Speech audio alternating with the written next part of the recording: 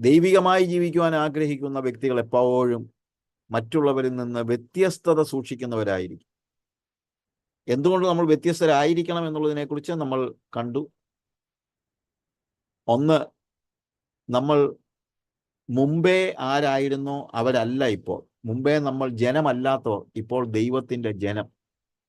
മുമ്പേ കരുണ ലഭിക്കാത്തവർ, ഇപ്പോൾ കരുണ ലഭിച്ചവർ. എന്തന്നെയല്ല, നമ്മൾ ഒരു രാജകീയ പുരോഹിത വർഗമാണ്, തെരഞ്ഞെടുക്കപ്പെട്ട ഒരു ജാതിയാണ്, രാജകീയ പുരോഹിത വർഗമാണ്. അതൊക്കെ നമ്മൾ പഠിച്ചു. അങ്ങനെ ദൈവത്താൽ തിരഞ്ഞെടുക്കപ്പെട്ട, ദൈവത്തിനും മനുഷ്യനും മധ്യത്തിൽ നിൽക്കുവാൻ തിരഞ്ഞെടുക്കപ്പെട്ട, അതായത് രാജാവും പുരോഹിതനും ദൈവത്തിനും മനുഷ്യനും മധ്യത്തിൽ നിൽക്കുന്നവരാണ്. രാജാവ് ദൈവത്തിന് വേണ്ടി മനുഷ്യനോട് ഇടപെടുന്നു. പുരോഹിതൻ മനുഷ്യർക്ക് വേണ്ടി ദൈവസന്നിധിയിൽ ചെന്ന് പക്ഷപാതം കഴിക്കുന്നു.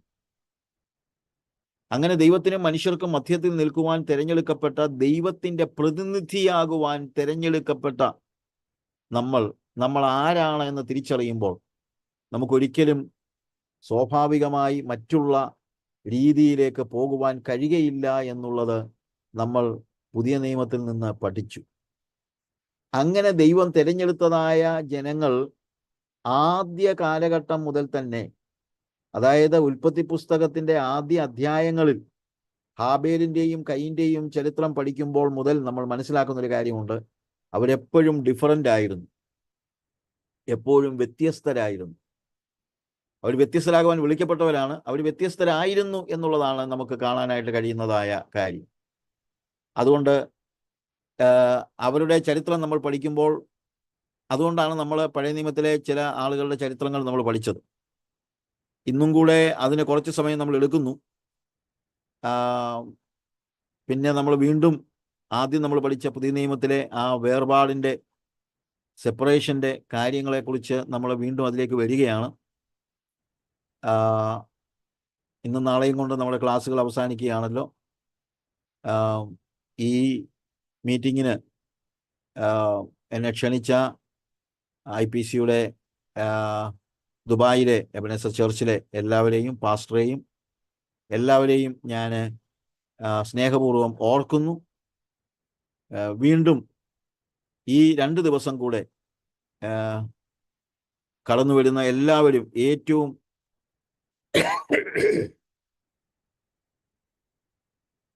ദൈവത്തിൻ്റെ വചനത്തിൽ നിന്ന് പഠിക്കുക മാത്രമല്ല, അത് പ്രായോഗികമായി ആ വ്യത്യസ്തത നമ്മുടെ അനുദിന ജീവിതത്തിൽ നമ്മൾ നടത്തേണ്ടത്, കാണേണ്ടത് അത്യാവശ്യമാണ്.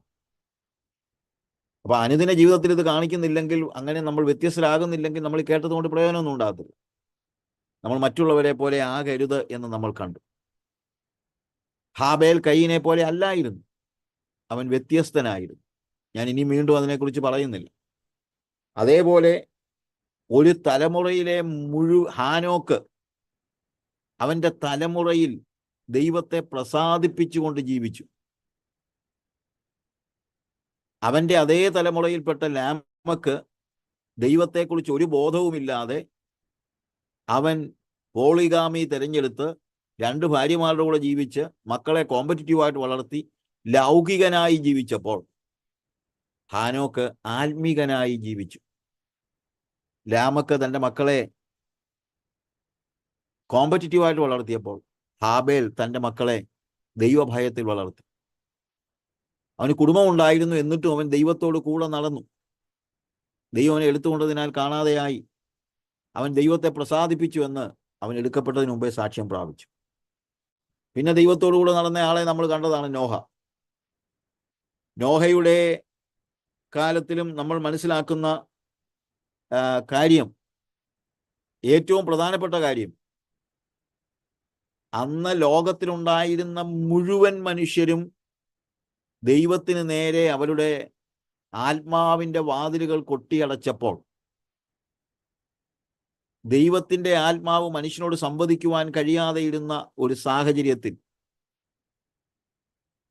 തൻ്റെ തലമുറയിലെ മുഴുവൻ ആളുകളും ദൈവവിരുദ്ധ ചേരിയിൽ നിന്നപ്പോൾ നോഹ ദൈവത്തോട് കൂടെ നടന്നു. അപ്പോൾ വ്യത്യസ്തരാവുക എന്ന് പറയുന്നത് പ്രയാസം കുറഞ്ഞ കാര്യമൊന്നുമല്ല, പക്ഷേ അസാധ്യവുമല്ല. നമ്മുടെ തലമുറയിലെ മുഴുവൻ ആളുകളും ദൈവവിരുദ്ധരായാലും അതിനർത്ഥം നമ്മൾ അവരോട് കൂടെ ചേരണമെന്നല്ല. അവരിൽ നിന്ന് വ്യത്യസ്തമായി ദൈവികരായി ദൈവത്തോട് ചേർന്ന് നടക്കുവാൻ, നിഷ്കളങ്കനായി നടക്കുവാൻ, ദൈവസന്നിധിയിൽ നിഷ്കളങ്കതയോടെ നടക്കുവാൻ നമുക്ക് കഴിയും എന്നുള്ളത് ഒരു യാഥാർത്ഥ്യമാണ്. ആർക്കും കഴിയില്ല എന്നുള്ള ഒരു ചിന്ത അത് ശരിയായ ഒരു കാര്യമല്ല. പലപ്പോഴും നമുക്കുള്ളൊരു പ്രശ്നമാണ്. ദൈവവചനത്തിൽ ദൈവം നമ്മളോട് ആവശ്യപ്പെടുന്ന ആത്മീയതയെക്കുറിച്ച് സംസാരിക്കുമ്പോൾ പലപ്പോഴും ആളുകൾ ഇന്ന് ചോദിക്കുന്ന ഒരു ചോദ്യമുണ്ട്. അതങ്ങ് കോമൺ ആയിട്ടുള്ള ഒരു ചോദ്യമായി. ബ്രദറെ ആർക്കാ ഇങ്ങനെയൊക്കെ ജീവിക്കാൻ പറ്റുന്നത്? ആർക്കാ ഇങ്ങനെയൊക്കെ ജീവിക്കാൻ പറ്റുന്നത്? അതായത് ആർക്കും ഇങ്ങനെ ജീവിക്കാൻ കഴിയുകയില്ല എന്നുള്ള ഒരു ടീച്ചിങ്, അത് തന്നെ പൈശാചികമായ ഒരു ടീച്ചിങ്ങാണ്. അത് ദൈവികമായ ഒരു ടീച്ചിങ് അല്ല. കാരണം എല്ലാ തലമുറയിലും ദൈവികരായി ജീവിച്ച ആളുകൾ ഉണ്ട് എന്നുള്ളത് നമ്മൾ മനസ്സിലാക്കണം. നമുക്ക് എടുക്കാൻ പറ്റാത്ത ഒരു ഭാരമൊന്നും കർത്താവ് നമ്മുടെ തലയെ വെച്ച് കെട്ടത്തില്ല. ആത്മീകനായി ജീവിക്കുവാൻ നമുക്ക് കഴിയും. പ്രയാസമില്ലെന്ന് ഞാൻ പറയുന്നില്ല, പ്രയാസമാണ്. പക്ഷേ കഴിയില്ല എന്ന് പറയുന്നത്, it is difficult but it is not impossible. അത് നമ്മൾ മനസ്സിലാക്കണം. ആ സ്പിരിച്വാലിറ്റി സൂക്ഷിക്കുവാൻ ദൈവം നമ്മളെ സഹായിക്കണം. അതിനാണ് നമ്മൾ ഈ മീറ്റിംഗ് നടത്തുന്ന, അല്ലെങ്കിൽ ഈ മീറ്റിങ്ങിന്റെ ഏറ്റവും പ്രധാനപ്പെട്ട കാര്യം. അതിന് ദൈവം നോഹയ്ക്ക് ദൈവത്തിന്റെ കൃപ ലഭിച്ചു. ദൈവം നോഹയോട് സംസാരിച്ചു. നോഹയുടെ കുടുംബം ദൈവത്തോട് ചേർന്ന് നിന്നു. ദൈവം നോഹയുമായി ഒരു ഉടമ്പടി ചെയ്തു. ആ ഉടമ്പടിയുടെ അതിൻ്റെ ഒരു ആൻസർ എന്ന നിലയിൽ ദൈവം ഉടമ്പടി ചെയ്തു. എന്നാൽ നോഹ ഒരു യാഗം കഴിക്കുന്നു എന്നുള്ളതാണ് നമ്മൾ കണ്ടത്. നോഹ യാഗം കഴിച്ചു, അബ്രഹാമും യാഗം കഴിച്ചു. നമ്മൾ അബ്രഹാമിന്റെ ചരിത്രവും കഴിഞ്ഞ ദിവസം പഠിച്ചല്ലോ. നോഹയുടെ കാര്യം പറഞ്ഞു കഴിഞ്ഞിട്ട് നമ്മൾ അബ്രഹാമിന്റെ ചരിത്രം പഠിച്ചായിരുന്നു. ഉൽപ്പത്തി പുസ്തകം 12-ാം അധ്യായത്തിൽ ദൈവം അബ്രഹാമിനെ വിളിച്ചു. എവിടേക്ക് പോകുന്നു എന്നറിയാതെ അവൻ ദൈവത്തിന്റെ പിന്നാലെ പുറപ്പെട്ടു. യാതൊരു രീതിയിലും ഒരു ചോദ്യവും പറച്ചിലുമില്ലാതെ ദൈവം പറയുന്നത് കേട്ടങ്ങ് പോവുകയാണ്. നമ്മുടെ പിതാക്കന്മാരൊക്കെ അങ്ങനെ പോയവരാണ്. അങ്ങനെ അവിടെ ആര് സ്വീകരിക്കുമെന്ന് പോലും നമുക്കറിയത്തില്ലാത്ത ഒരു സാഹചര്യമാണ്. അങ്ങനെയുള്ള ഒരു സാഹചര്യം. ദൈവം പറഞ്ഞാൽ പോണം. ഞാൻ ഒരിക്കൽ ഒരു ബൈബിൾ കോളേജിൽ പഠിപ്പിച്ചുകൊണ്ടിരിക്കുകയായിരുന്നു. അപ്പോൾ ഇവിടെ കേരളത്തിലല്ല, നോർത്ത് ഇന്ത്യയിലുള്ള ഒരു ബൈബിൾ കോളേജിലാണ് പഠിപ്പിച്ചുകൊണ്ടിരുന്ന് കഴിഞ്ഞപ്പോൾ അവസാനത്തെ ദിവസം ഞാൻ അവരോട് പറഞ്ഞു, ദൈവം നിങ്ങളെ ഒരു മിഷൻ ഫീൽഡിലേക്ക് വിളിച്ചാൽ നിങ്ങൾ സ്പോൺസേഴ്സിനെ തിരക്കിയൊന്നും ഇരിക്കേണ്ട കാര്യമില്ല. ദൈവം വിളിച്ചാൽ നേരെ അങ്ങ് ഇറങ്ങി പൊക്കോണം. അപ്പം അവർക്കത് ഭയങ്കര ഷോക്കായിപ്പോയി. കാര്യം പൊതുവെ ബൈബിൾ കോളേജിൽ ഉൾപ്പെടെ നമ്മൾ കേൾക്കുന്നത് സ്പോൺസറെ കണ്ടെത്തണം എന്നുള്ളതാണല്ലോ. പല ഓർഗനൈസേഷൻസും മിഷണറിമാരായി വരുന്നവരോടും പറയുന്നത് നിങ്ങളൊരു സ്പോൺസറെ കണ്ടെത്തണമെന്നുള്ളതാണ്. ആ ഒരു സാഹചര്യത്തിൽ ഞാൻ അങ്ങനെ പറഞ്ഞത് അവർക്ക് ഒരു ഷോക്കായിപ്പോയി. അപ്പോൾ അവർ പറഞ്ഞു, ഒരു എക്സിസ്റ്റിംഗ് ചർച്ച് ഉണ്ടെങ്കിൽ ആ ചർച്ചിലേക്ക് പോകാനാണെങ്കിൽ ഞങ്ങൾ സ്പോൺസറെ തിരക്കാതെ അങ്ങ് പോകാം. പക്ഷേ ഒന്നുമില്ലാത്ത ഒരു സ്ഥലത്തേക്ക് എങ്ങനെയാണ് സ്പോൺസർ ഇല്ലാതെ പോകുന്നത്? അപ്പം ഞാൻ പറഞ്ഞു, അങ്ങനെയാണ് ശരിക്കും പറഞ്ഞാൽ ആ ബൈബിൾ സ്കൂൾ നടത്തിക്കൊണ്ടിരുന്ന പണ്ട് ഞാൻ ആ പഠിപ്പിക്കുന്ന സമയത്ത് അതിൻ്റെ സ്ഥാപകൻ ഇല്ല, മരിച്ചുപോയി. അദ്ദേഹം ഈ പറഞ്ഞതുപോലെ ദൈവം വിളിച്ചപ്പോൾ ഒരു സ്പോൺസറേയും കാണാതെ ഇറങ്ങി പുറപ്പെട്ടയാളാ. പക്ഷെ കാലം കഴിയും തോറും ദൈവം പറയുന്നത് കേട്ട് അബ്രഹാമിനെ പോലെ ഇറങ്ങി പുറപ്പെടാനൊന്നും ആൾക്കാർക്ക് ഒരു ധൈര്യം പോരാത്ത ഒരവസ്ഥ. കാര്യം ഇതൊന്നും പ്രായോഗികമല്ലെന്നുള്ള ഒരു ചിന്ത മനുഷ്യർക്ക് ഉണ്ടായി വന്നിരിക്കുകയാണ്. അങ്ങനെയല്ല. ഇതിപ്പം ഒരു മിഷൻ കോൺഫറൻസ് ഒന്നും അല്ലാത്തത് കൊണ്ട് ഞാൻ മിഷണറി ചലഞ്ച് ഒന്നും നടത്തുകയല്ല. പക്ഷെ വേറൊരു കാര്യമുണ്ട്. ഒരു കാര്യം ഞാൻ പറയാം, മിഷനറി ആയിട്ട് പോകുന്നതിന് മാത്രമല്ല, നമ്മുടെ അനുദിന ജീവിതത്തിൽ ദൈവം നമ്മളെ എന്തിനു വിളിച്ചാലും ചോദ്യം ചെയ്യാതെ ദൈവത്തിന്റെ വാക്ക് കേട്ട് ഇറങ്ങി പുറപ്പെടുവാൻ നമുക്ക് കഴിയണം എന്നുള്ളതാണ് ഞാൻ പറയുന്നത്. ഞാൻ ആ കുട്ടികളോട് പറഞ്ഞു, ദൈവം വിളിച്ചതാണെങ്കിൽ ദൈവം നടത്തും, ദൈവം വിളിച്ചതാണെങ്കിൽ ദൈവം അതിനുള്ള വഴി കണ്ടെത്തി തരും, അതിന് സംശയമൊന്നുമില്ല. ഞാൻ ഇന്ത്യയിലെ പല പട്ടണങ്ങളിലും ബൈബിൾ ക്ലാസ്സുകളൊക്കെ എടുക്കുമ്പോൾ എല്ലാം വിളിച്ചിട്ടൊക്കെയാണ് പോയിക്കൊണ്ടിരുന്നത്. അങ്ങനെ ഇരിക്കെ 28 വർഷം മുമ്പ് കർത്താവ് എന്നോട് പറഞ്ഞു, നീ നോർത്ത് ഇന്ത്യയിലെ ഒരു പ്രത്യേക സ്ഥലത്തേക്ക് പോകാൻ പറഞ്ഞു, മിഷൻ എന്നുള്ള നിലയിൽ. അതിനു മുമ്പൊക്കെ ബൈബിൾ ക്ലാസ് എടുക്കാൻ പോകുന്ന I was A Bible teacher. അങ്ങനെ ഞാൻ എല്ലായിടത്തും പോയിട്ടുണ്ട്, വലിയ സിറ്റികളിലെല്ലാം പോയിട്ടുണ്ട്. ഇതങ്ങനെയല്ല, ഒരു പ്രത്യേക സ്ഥലത്തേക്ക് പോകാനായിട്ട് പറഞ്ഞു. എൻ്റെ കൂടെ ഒരു മോൻ അന്നുണ്ട്. അവൻ പറഞ്ഞു, അച്ഛൻ പോവാണെങ്കിൽ ഞാനും വരും. അപ്പോൾ ഞാൻ പറഞ്ഞു, മോനെ നമുക്ക് പ്രാർത്ഥിക്കാം, ദൈവം ഒരു സ്ഥലം കാണിച്ചു തരട്ടെ. അങ്ങനെ ദൈവം ഞങ്ങൾക്കൊരു സ്ഥലം കാണിച്ചു തന്നു, മധ്യപ്രദേശിലെ ദമോഹ് എന്ന് പറയുന്ന സ്ഥലം. ഒന്നും അറിയത്തില്ല, എങ്ങനെ പോകുന്നതെന്നും അറിയത്തില്ല, അത് അവിടെ ചെല്ലാമെന്ന് പോലും അറിയത്തില്ല. ദൈവം ഒരു റെയിൽവേ സ്റ്റേഷൻ കാണിച്ചു തന്നു. അതുകൊണ്ട് മനസ്സിലായി ഈ സ്ഥലത്ത് ഒരു റെയിൽവേ സ്റ്റേഷൻ ഉണ്ടെന്ന്. അങ്ങനെ റെയിൽവേ മാപ്പ് നോക്കിയാണ് ഞങ്ങളവിടെ പോകുന്നത്. നേരെ വണ്ടി കളി അങ്ങ് പോവുകയാണ്. കുറച്ച് തുണിയൊക്കെ എടുത്ത് നേരെ അങ്ങ് പോയി. അവിടുന്ന് ഭോപ്പാലിൽ ചെന്നു. ഭോപ്പാലിൽ മർത്തോമാക്കാരുടെ ഒരു ആശ്രമമുണ്ട് സേതുഗഞ്ചിൽ. ഞാൻ അവിടുത്തെ അച്ഛനെ പരിചയമുണ്ട്. അച്ഛനുമായിട്ട് കണ്ട് സംസാരിച്ചു. ഭോപ്പാലിൽ നിന്ന് എനിക്ക് ദമോയ്ക്കൊന്ന് പോകണമെന്ന് ആഗ്രഹമുണ്ട്, ആരെങ്കിലും ഒന്ന് കൂടെ വിടാമോ എന്ന് ചോദിച്ചു. അവിടുന്ന് ആരെയും കിട്ടിയില്ല. സിഹോറ ആശ്രമത്തിൽ ചെന്നാൽ മതിയെന്ന് അച്ഛൻ പറഞ്ഞു. സിഹോറയിലും ഞാൻ പോയിട്ടില്ല. ഞാൻ ഇറ്റാലിസിയിൽ കുരിനോസ് പാസ്റ്ററെ അവിടെ പഠിപ്പിച്ചിട്ടുണ്ട്. അപ്പോൾ അതുകൊണ്ട് ഞാൻ അവരെ വിളിച്ചപ്പോൾ അവർ പറഞ്ഞു, സാജു ഇങ്ങ് വാ, ഇവിടെ വന്ന് കുറച്ച് ദിവസം ക്ലാസ് എടുക്കുക, അത് കഴിഞ്ഞിട്ട് നമുക്ക് പോവാം, സിഹോറയ്ക്ക് പറഞ്ഞു വിടാം എന്ന് പറഞ്ഞു. അങ്ങനെ ഞാനും ജെയിംസും കൂടെ അവിടെ പോയി. അവിടെ 2 ദിവസം ക്ലാസ് എടുത്തു. അത് കഴിഞ്ഞ് ഒരു രീതിയിൽ സിഹോറായി ചെന്നു. സിഹോറ ആശ്രമം പോലും എവിടെയാണെന്ന് എനിക്കറിയത്തില്ല. പിന്നെ അത് കണ്ടുപിടിച്ച് ഒരു രീതിയിൽ അവിടെ ചെന്നു. അവിടെ നിന്ന് ദമോയിലേക്ക് പോകാനായിട്ട് എങ്ങനെ പോകുമെന്ന് ചോദിച്ചു കഴിഞ്ഞപ്പോൾ അവർ പറഞ്ഞു, ദമോയിൽ ഒരാളുണ്ട് എന്ന് പറഞ്ഞ് അദ്ദേഹത്തിൻ്റെ പേരും ഒക്കെ തന്നു. അദ്ദേഹം പ്രവർത്തിക്കുന്ന സ്ഥലത്തിൻ്റെ പേരും ഒക്കെ തന്നു. നേരെ ബസ് കയറി അങ്ങ് പോയി. എവിടെ പോകും, ആരെ കാണും, ഒന്നും അറിയത്തില്ല. അവിടെ ചെന്ന് ഈ വ്യക്തിയെ കണ്ടെത്തി. ആ വ്യക്തി ഞങ്ങളെ അവിടെയുള്ള ഒരു മിഷന്റെ അടുത്ത് കൊണ്ടുപോയി. അവരെ ഭയങ്കരമായിട്ട് എന്നെ ക്വസ്റ്റ്യൻ ചെയ്തു. നീയൊക്കെ കേരളത്തിൽ നിന്ന് കുറച്ചു പേർക്ക് ഒരു തോന്നലുണ്ട് അവരാ ഇതെല്ലാം ചെയ്യുന്നതെന്ന്. നീ ഇവിടെ എന്തോ കാണിക്കാൻ പോവുക, നിന്റെ സ്പോൺസർ ആരാ, അതാ ചോദിക്കുന്നത്, നിന്റെ സ്പോൺസർ ആരാ? ഞാൻ പറഞ്ഞു, എനിക്ക് സ്പോൺസർ ഒന്നുമില്ല,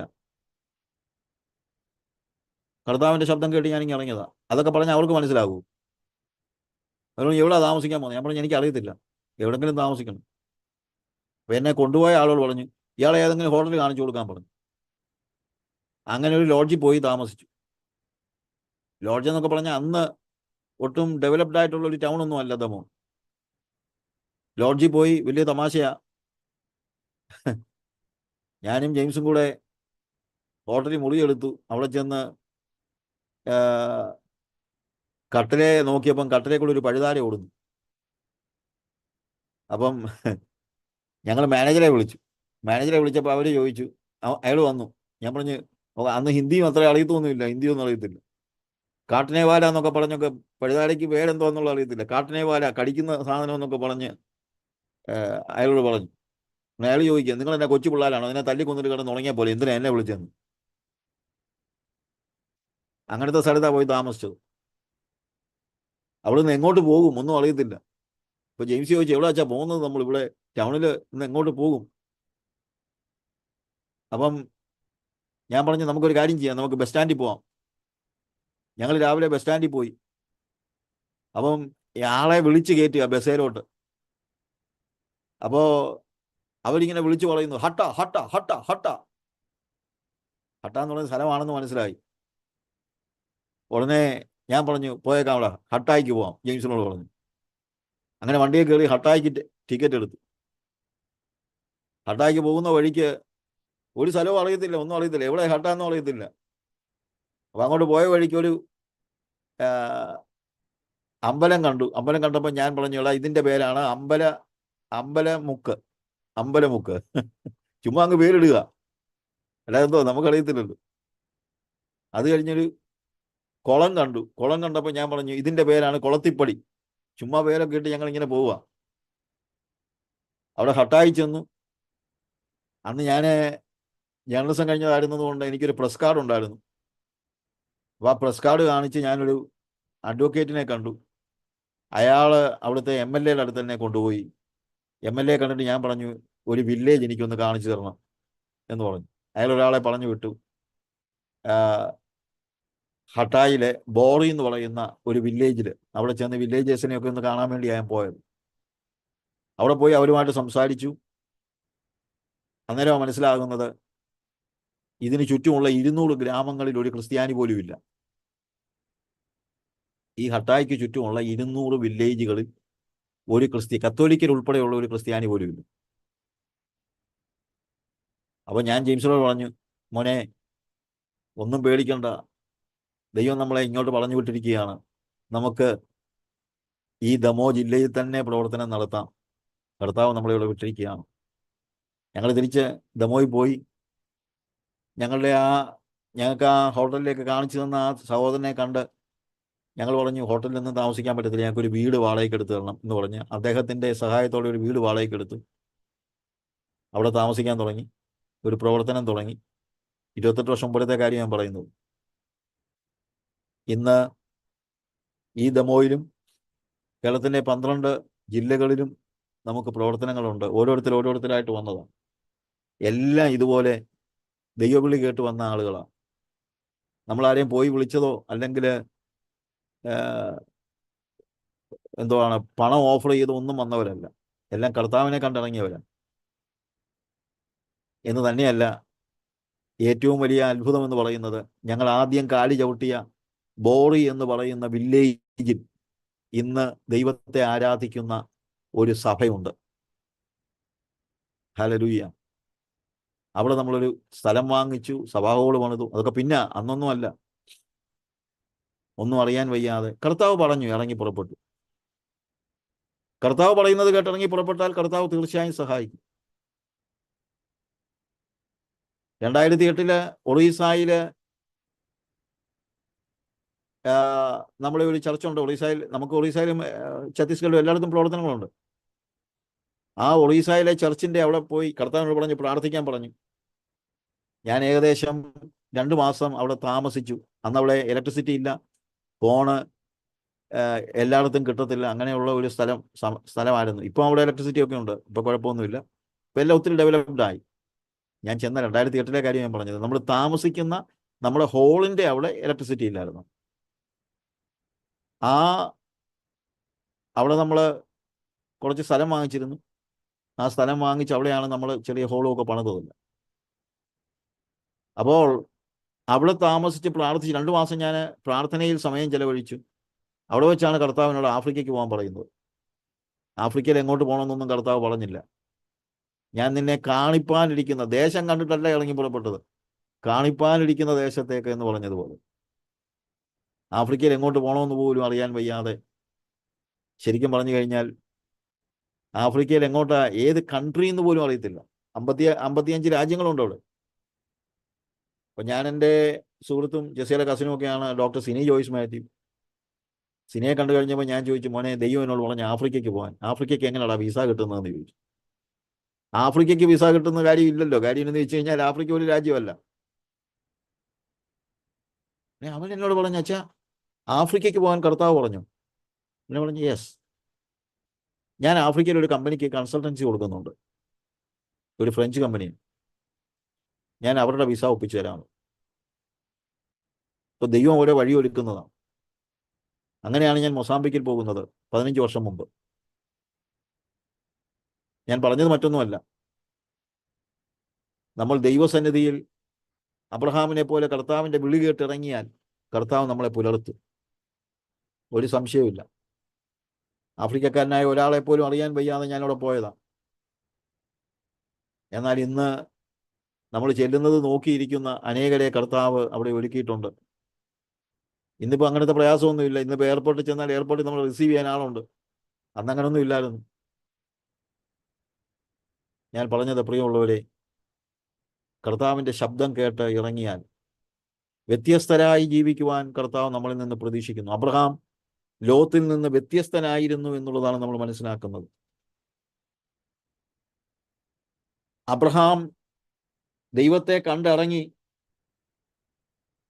ഉൽപ്പത്തി ദിവസം 12-ാം അധ്യായത്തിന്റെ 7-ാം വാക്യത്തിൽ യഹോവ അബ്രഹാമിന് പ്രത്യക്ഷനായി, നിന്റെ സന്തതിക്ക് ഈ ദേശം കൊടുക്കുമെന്ന് അരുളി ചെയ്തു. തനിക്ക് പ്രത്യക്ഷനായ യഹോവയ്ക്ക് അവനൊരു യാഗപീഠം പണിതു. അതാണ് നമ്മൾ ഇന്നലെ പറഞ്ഞു നിർത്തിയത്. ഒരു യാഗപീഠം പണിതു. തീർച്ചയായും ദൈവം നമ്മളോട് ഉടമ്പടി ചെയ്യുന്നു എന്നുള്ളത് ശരിയാണ്. നോഹ യാഗം കഴിച്ചു, അബ്രഹാം യാഗം കഴിച്ചു. യാഗത്തിന്റെ അർത്ഥം ഞാൻ പറഞ്ഞു. ഒരു ആട്ടിൻകുട്ടിയെ നമ്മൾ യാഗം അർപ്പിക്കുകയാണ്. പക്ഷേ ആട്ടിൻകുട്ടി യാഗം അർപ്പിക്കുന്നതിന് മുമ്പ് വരെ നമ്മളേതായിരുന്നു. യാഗം അർപ്പിച്ചു കഴിഞ്ഞാൽ അത് ദൈവത്തിന്റെ വകയാണ്. ഉടമസ്ഥാവകാശം കൈമാറ്റം ചെയ്യുന്നതാണ് യാഗം. നമ്മൾ ഉടമസ്ഥാവകാശം കൈമാറ്റം ചെയ്യുന്ന ഒരവസ്ഥ നമുക്കും ഉണ്ടാകണം ദൈവസന്നിധിയിൽ. ഹല്ലേലൂയ. ഞാൻ പറയട്ടെ, പുതിയ നിയമത്തിൽ യാഗാർപ്പണത്തിന് പകരം പറയുന്ന കാര്യം ഇതാണ്: യേശുവിനെ കർത്താവ് എന്ന വായ് കൊണ്ട് ഏറ്റുപറയുക. ദൈവം എന്നെ മരിച്ചുള്ളവരിൽ നിന്ന് ഉയർപ്പിച്ചു എന്ന് ഹൃദയം കൊണ്ട് വിശ്വസിക്കുക, എന്നാൽ നീ രക്ഷിക്കപ്പെടും. കർത്താവ്, ഞാൻ ഇന്നലെ പറഞ്ഞില്ല, കർത്താവ് എന്ന വാക്ക്, കുറിയോസ് എന്ന വാക്ക്, അത് ഡൂലോസ് എന്ന വാക്കിന്റെ വിപരീത പദമാണ്. ഡൂലോസ് എന്നാൽ അടിമയാണ്, കുറിയോസ് എന്ന് പറഞ്ഞാൽ ഉടമയാണ്. ഉടമസ്ഥാവകാശം കൈമാറ്റം ചെയ്യുന്നതാണ് യേശുവിൻ്റെ കർത്തൃത്വം അംഗീകരിക്കുക എന്ന് പറഞ്ഞാൽ. ഇത് നമ്മൾ ശരിക്കും നമ്മുടെ സഭകളിൽ പഠിപ്പിക്കണം. അങ്ങനെ ഉടമസ്ഥാവകാശം കൈമാറ്റം ചെയ്ത് കഴിഞ്ഞാൽ പിന്നീട് നമുക്ക് നമ്മുടേതായുള്ള ഒരു ജീവിതം ഇല്ല. പിന്നെ നമ്മളെ നയിക്കുകയും നിയന്ത്രിക്കുകയും നടത്തുകയും എല്ലാം ചെയ്യുന്നത് യേശുവാണ്. ഗലാത്യർ 2:20 പൗലോസ് അപ്പോസ്തലൻ പറയുന്നു, no longer I but Christ lives in me. ഇനി ഞാനില്ല, ഞാനല്ല, ക്രിസ്തു അത്ര എന്നിൽ ജീവിക്കുന്നത് എന്നാണ് എഴുതിയിരിക്കുന്നത്. പക്ഷെ അതിന്റെ യഥാർത്ഥത്തിലുള്ള അർത്ഥം നോ ലോങ്ങർ ആയി, ഞാനില്ല. എൻ്റെ ജീവിതം ക്രിസ്തുവാണ് എന്നിൽ ജീവിക്കുന്നത്. ക്രിസ്തുവാണ് എന്നിൽ ജീവിക്കുന്നത് എങ്കിൽ ഞാൻ വ്യത്യസ്തനായിരിക്കും. എന്നിൽ ക്രിസ്തു ജീവിക്കുന്ന അനുഭവം, അത് ഭയങ്കര വ്യത്യാസമുള്ള ഒരു ജീവിതമാണ്. അപ്പൊ പിന്നെ ആളുകൾ കാണുന്നതും ക്രിസ്തുവിനെ ആയിരിക്കണം. ഞാൻ ഒത്തിരി ഇടത്ത് പറഞ്ഞിട്ടുള്ളൊരു കഥയുണ്ട്. ബോംബെയിൽ ഈ ട്രെയിൻ വന്ന് നിൽക്കുന്നത് നിങ്ങൾക്കറിയാമല്ലോ. പെട്ടെന്ന് എവറി 3 minutes ഒരു ട്രെയിൻ വന്ന് നിന്നു, ലോക്കൽ ട്രെയിൻസ്. ആളുകൾ ഇടിച്ച് തള്ളി കയറി, എല്ലാം 1 minute പോലും ഇല്ല. കുറച്ച് സെക്കൻഡ്സ് ആണ് അവിടെ വണ്ടി നിർത്തുന്നത്. അവൻ കയറാൻ പറ്റുന്നവൻ കയറും, അല്ലെങ്കിൽ അടുത്ത വണ്ടി പുറകെ വരും. അപ്പൊ അവിടെ അത്ര കണ്ണ് കാണാൻ വയ്യാത്ത പാർഷ്യലി ബ്ലൈൻഡ് ആയിട്ടുള്ളൊരു പെൺകുട്ടി അവിടെ ആപ്പിൾ വിൽക്കുന്നു. ഒരു വണ്ടി വന്ന് നിന്നപ്പോഴത്തേക്ക് ഒരുത്തൻ സൂട്ട് കേസും കൊണ്ട് പെട്ടെന്ന് വന്ന് ഈ പെൺകുട്ടിയുടെ ആപ്പിളിന്റെ ആ ടേബിള് അവത്തെ തട്ടി, അവളുടെ ആപ്പിളെല്ലാം തട്ടി താഴെ വീണു. അവൾ വിൽക്കാൻ വെച്ചിരുന്ന ആപ്പിള് എല്ലാം കൂടെ താഴെ വീണു. പെട്ടെന്ന് ഇതൊക്കെ ഉരുണ്ടു പോവുകയല്ലേ. ഇതൊക്കെ നോക്കി നിൽക്കാനൊന്നും ആൾക്കാർക്ക് സമയമില്ല. അവർ ട്രെയിനെ കയറാൻ. അപ്പൊ പലരും ഒത്തേ കയറി ചവിട്ടി, പല ആപ്പിളും ചതഞ്ഞു. എന്നാൽ ഇതേ ട്രെയിനിൽ കയറാനായിട്ട് പോയ ഒരു വ്യക്തി, അയാളുടെ കയ്യിൽ ഒരു സൂട്ട് കേസ് ഉണ്ട്. അയാളെ സൂട്ട് കേസ് അവിടെ മാറ്റി വെച്ചു. എന്നിട്ട് പെട്ടെന്ന് തന്നെ ഉരുണ്ടുപോയ ആപ്പിളുകളൊക്കെ പെറുക്കിയെടുത്ത് വീണ്ടും കൊട്ടയ്ക്കകത്തിട്ടു. ഈ പെൺകുട്ടി ഇങ്ങനെ നോക്കി നിൽക്കുകയാണ്. അവൾക്ക് കാണാം, ചെറുതായിട്ട് കാണാം. പക്ഷെ അവൾക്ക് പോയി ആപ്പിൾ എടുക്കാനൊന്നും അങ്ങനൊന്നും ഉള്ള അത്രയും കഴിയില്ല അവൾക്ക്. അവൾ കരയുകയാണ്. അപ്പൊ ഈ ആപ്പിളെല്ലാം തിരിച്ചു പെറുക്കിയിട്ടു, വണ്ടി പോയി. ഈ വ്യക്തി ഈ മോളോട് ചോദിച്ചു, മോളെ, ഇതിനകത്തുനിന്ന് ഞാൻ ചതഞ്ഞ ആപ്പിളുകൾ മാറ്റി വെക്കാം, അത് നിനക്ക് വിൽക്കാൻ ബുദ്ധിമുട്ടായിരിക്കുമല്ലോ.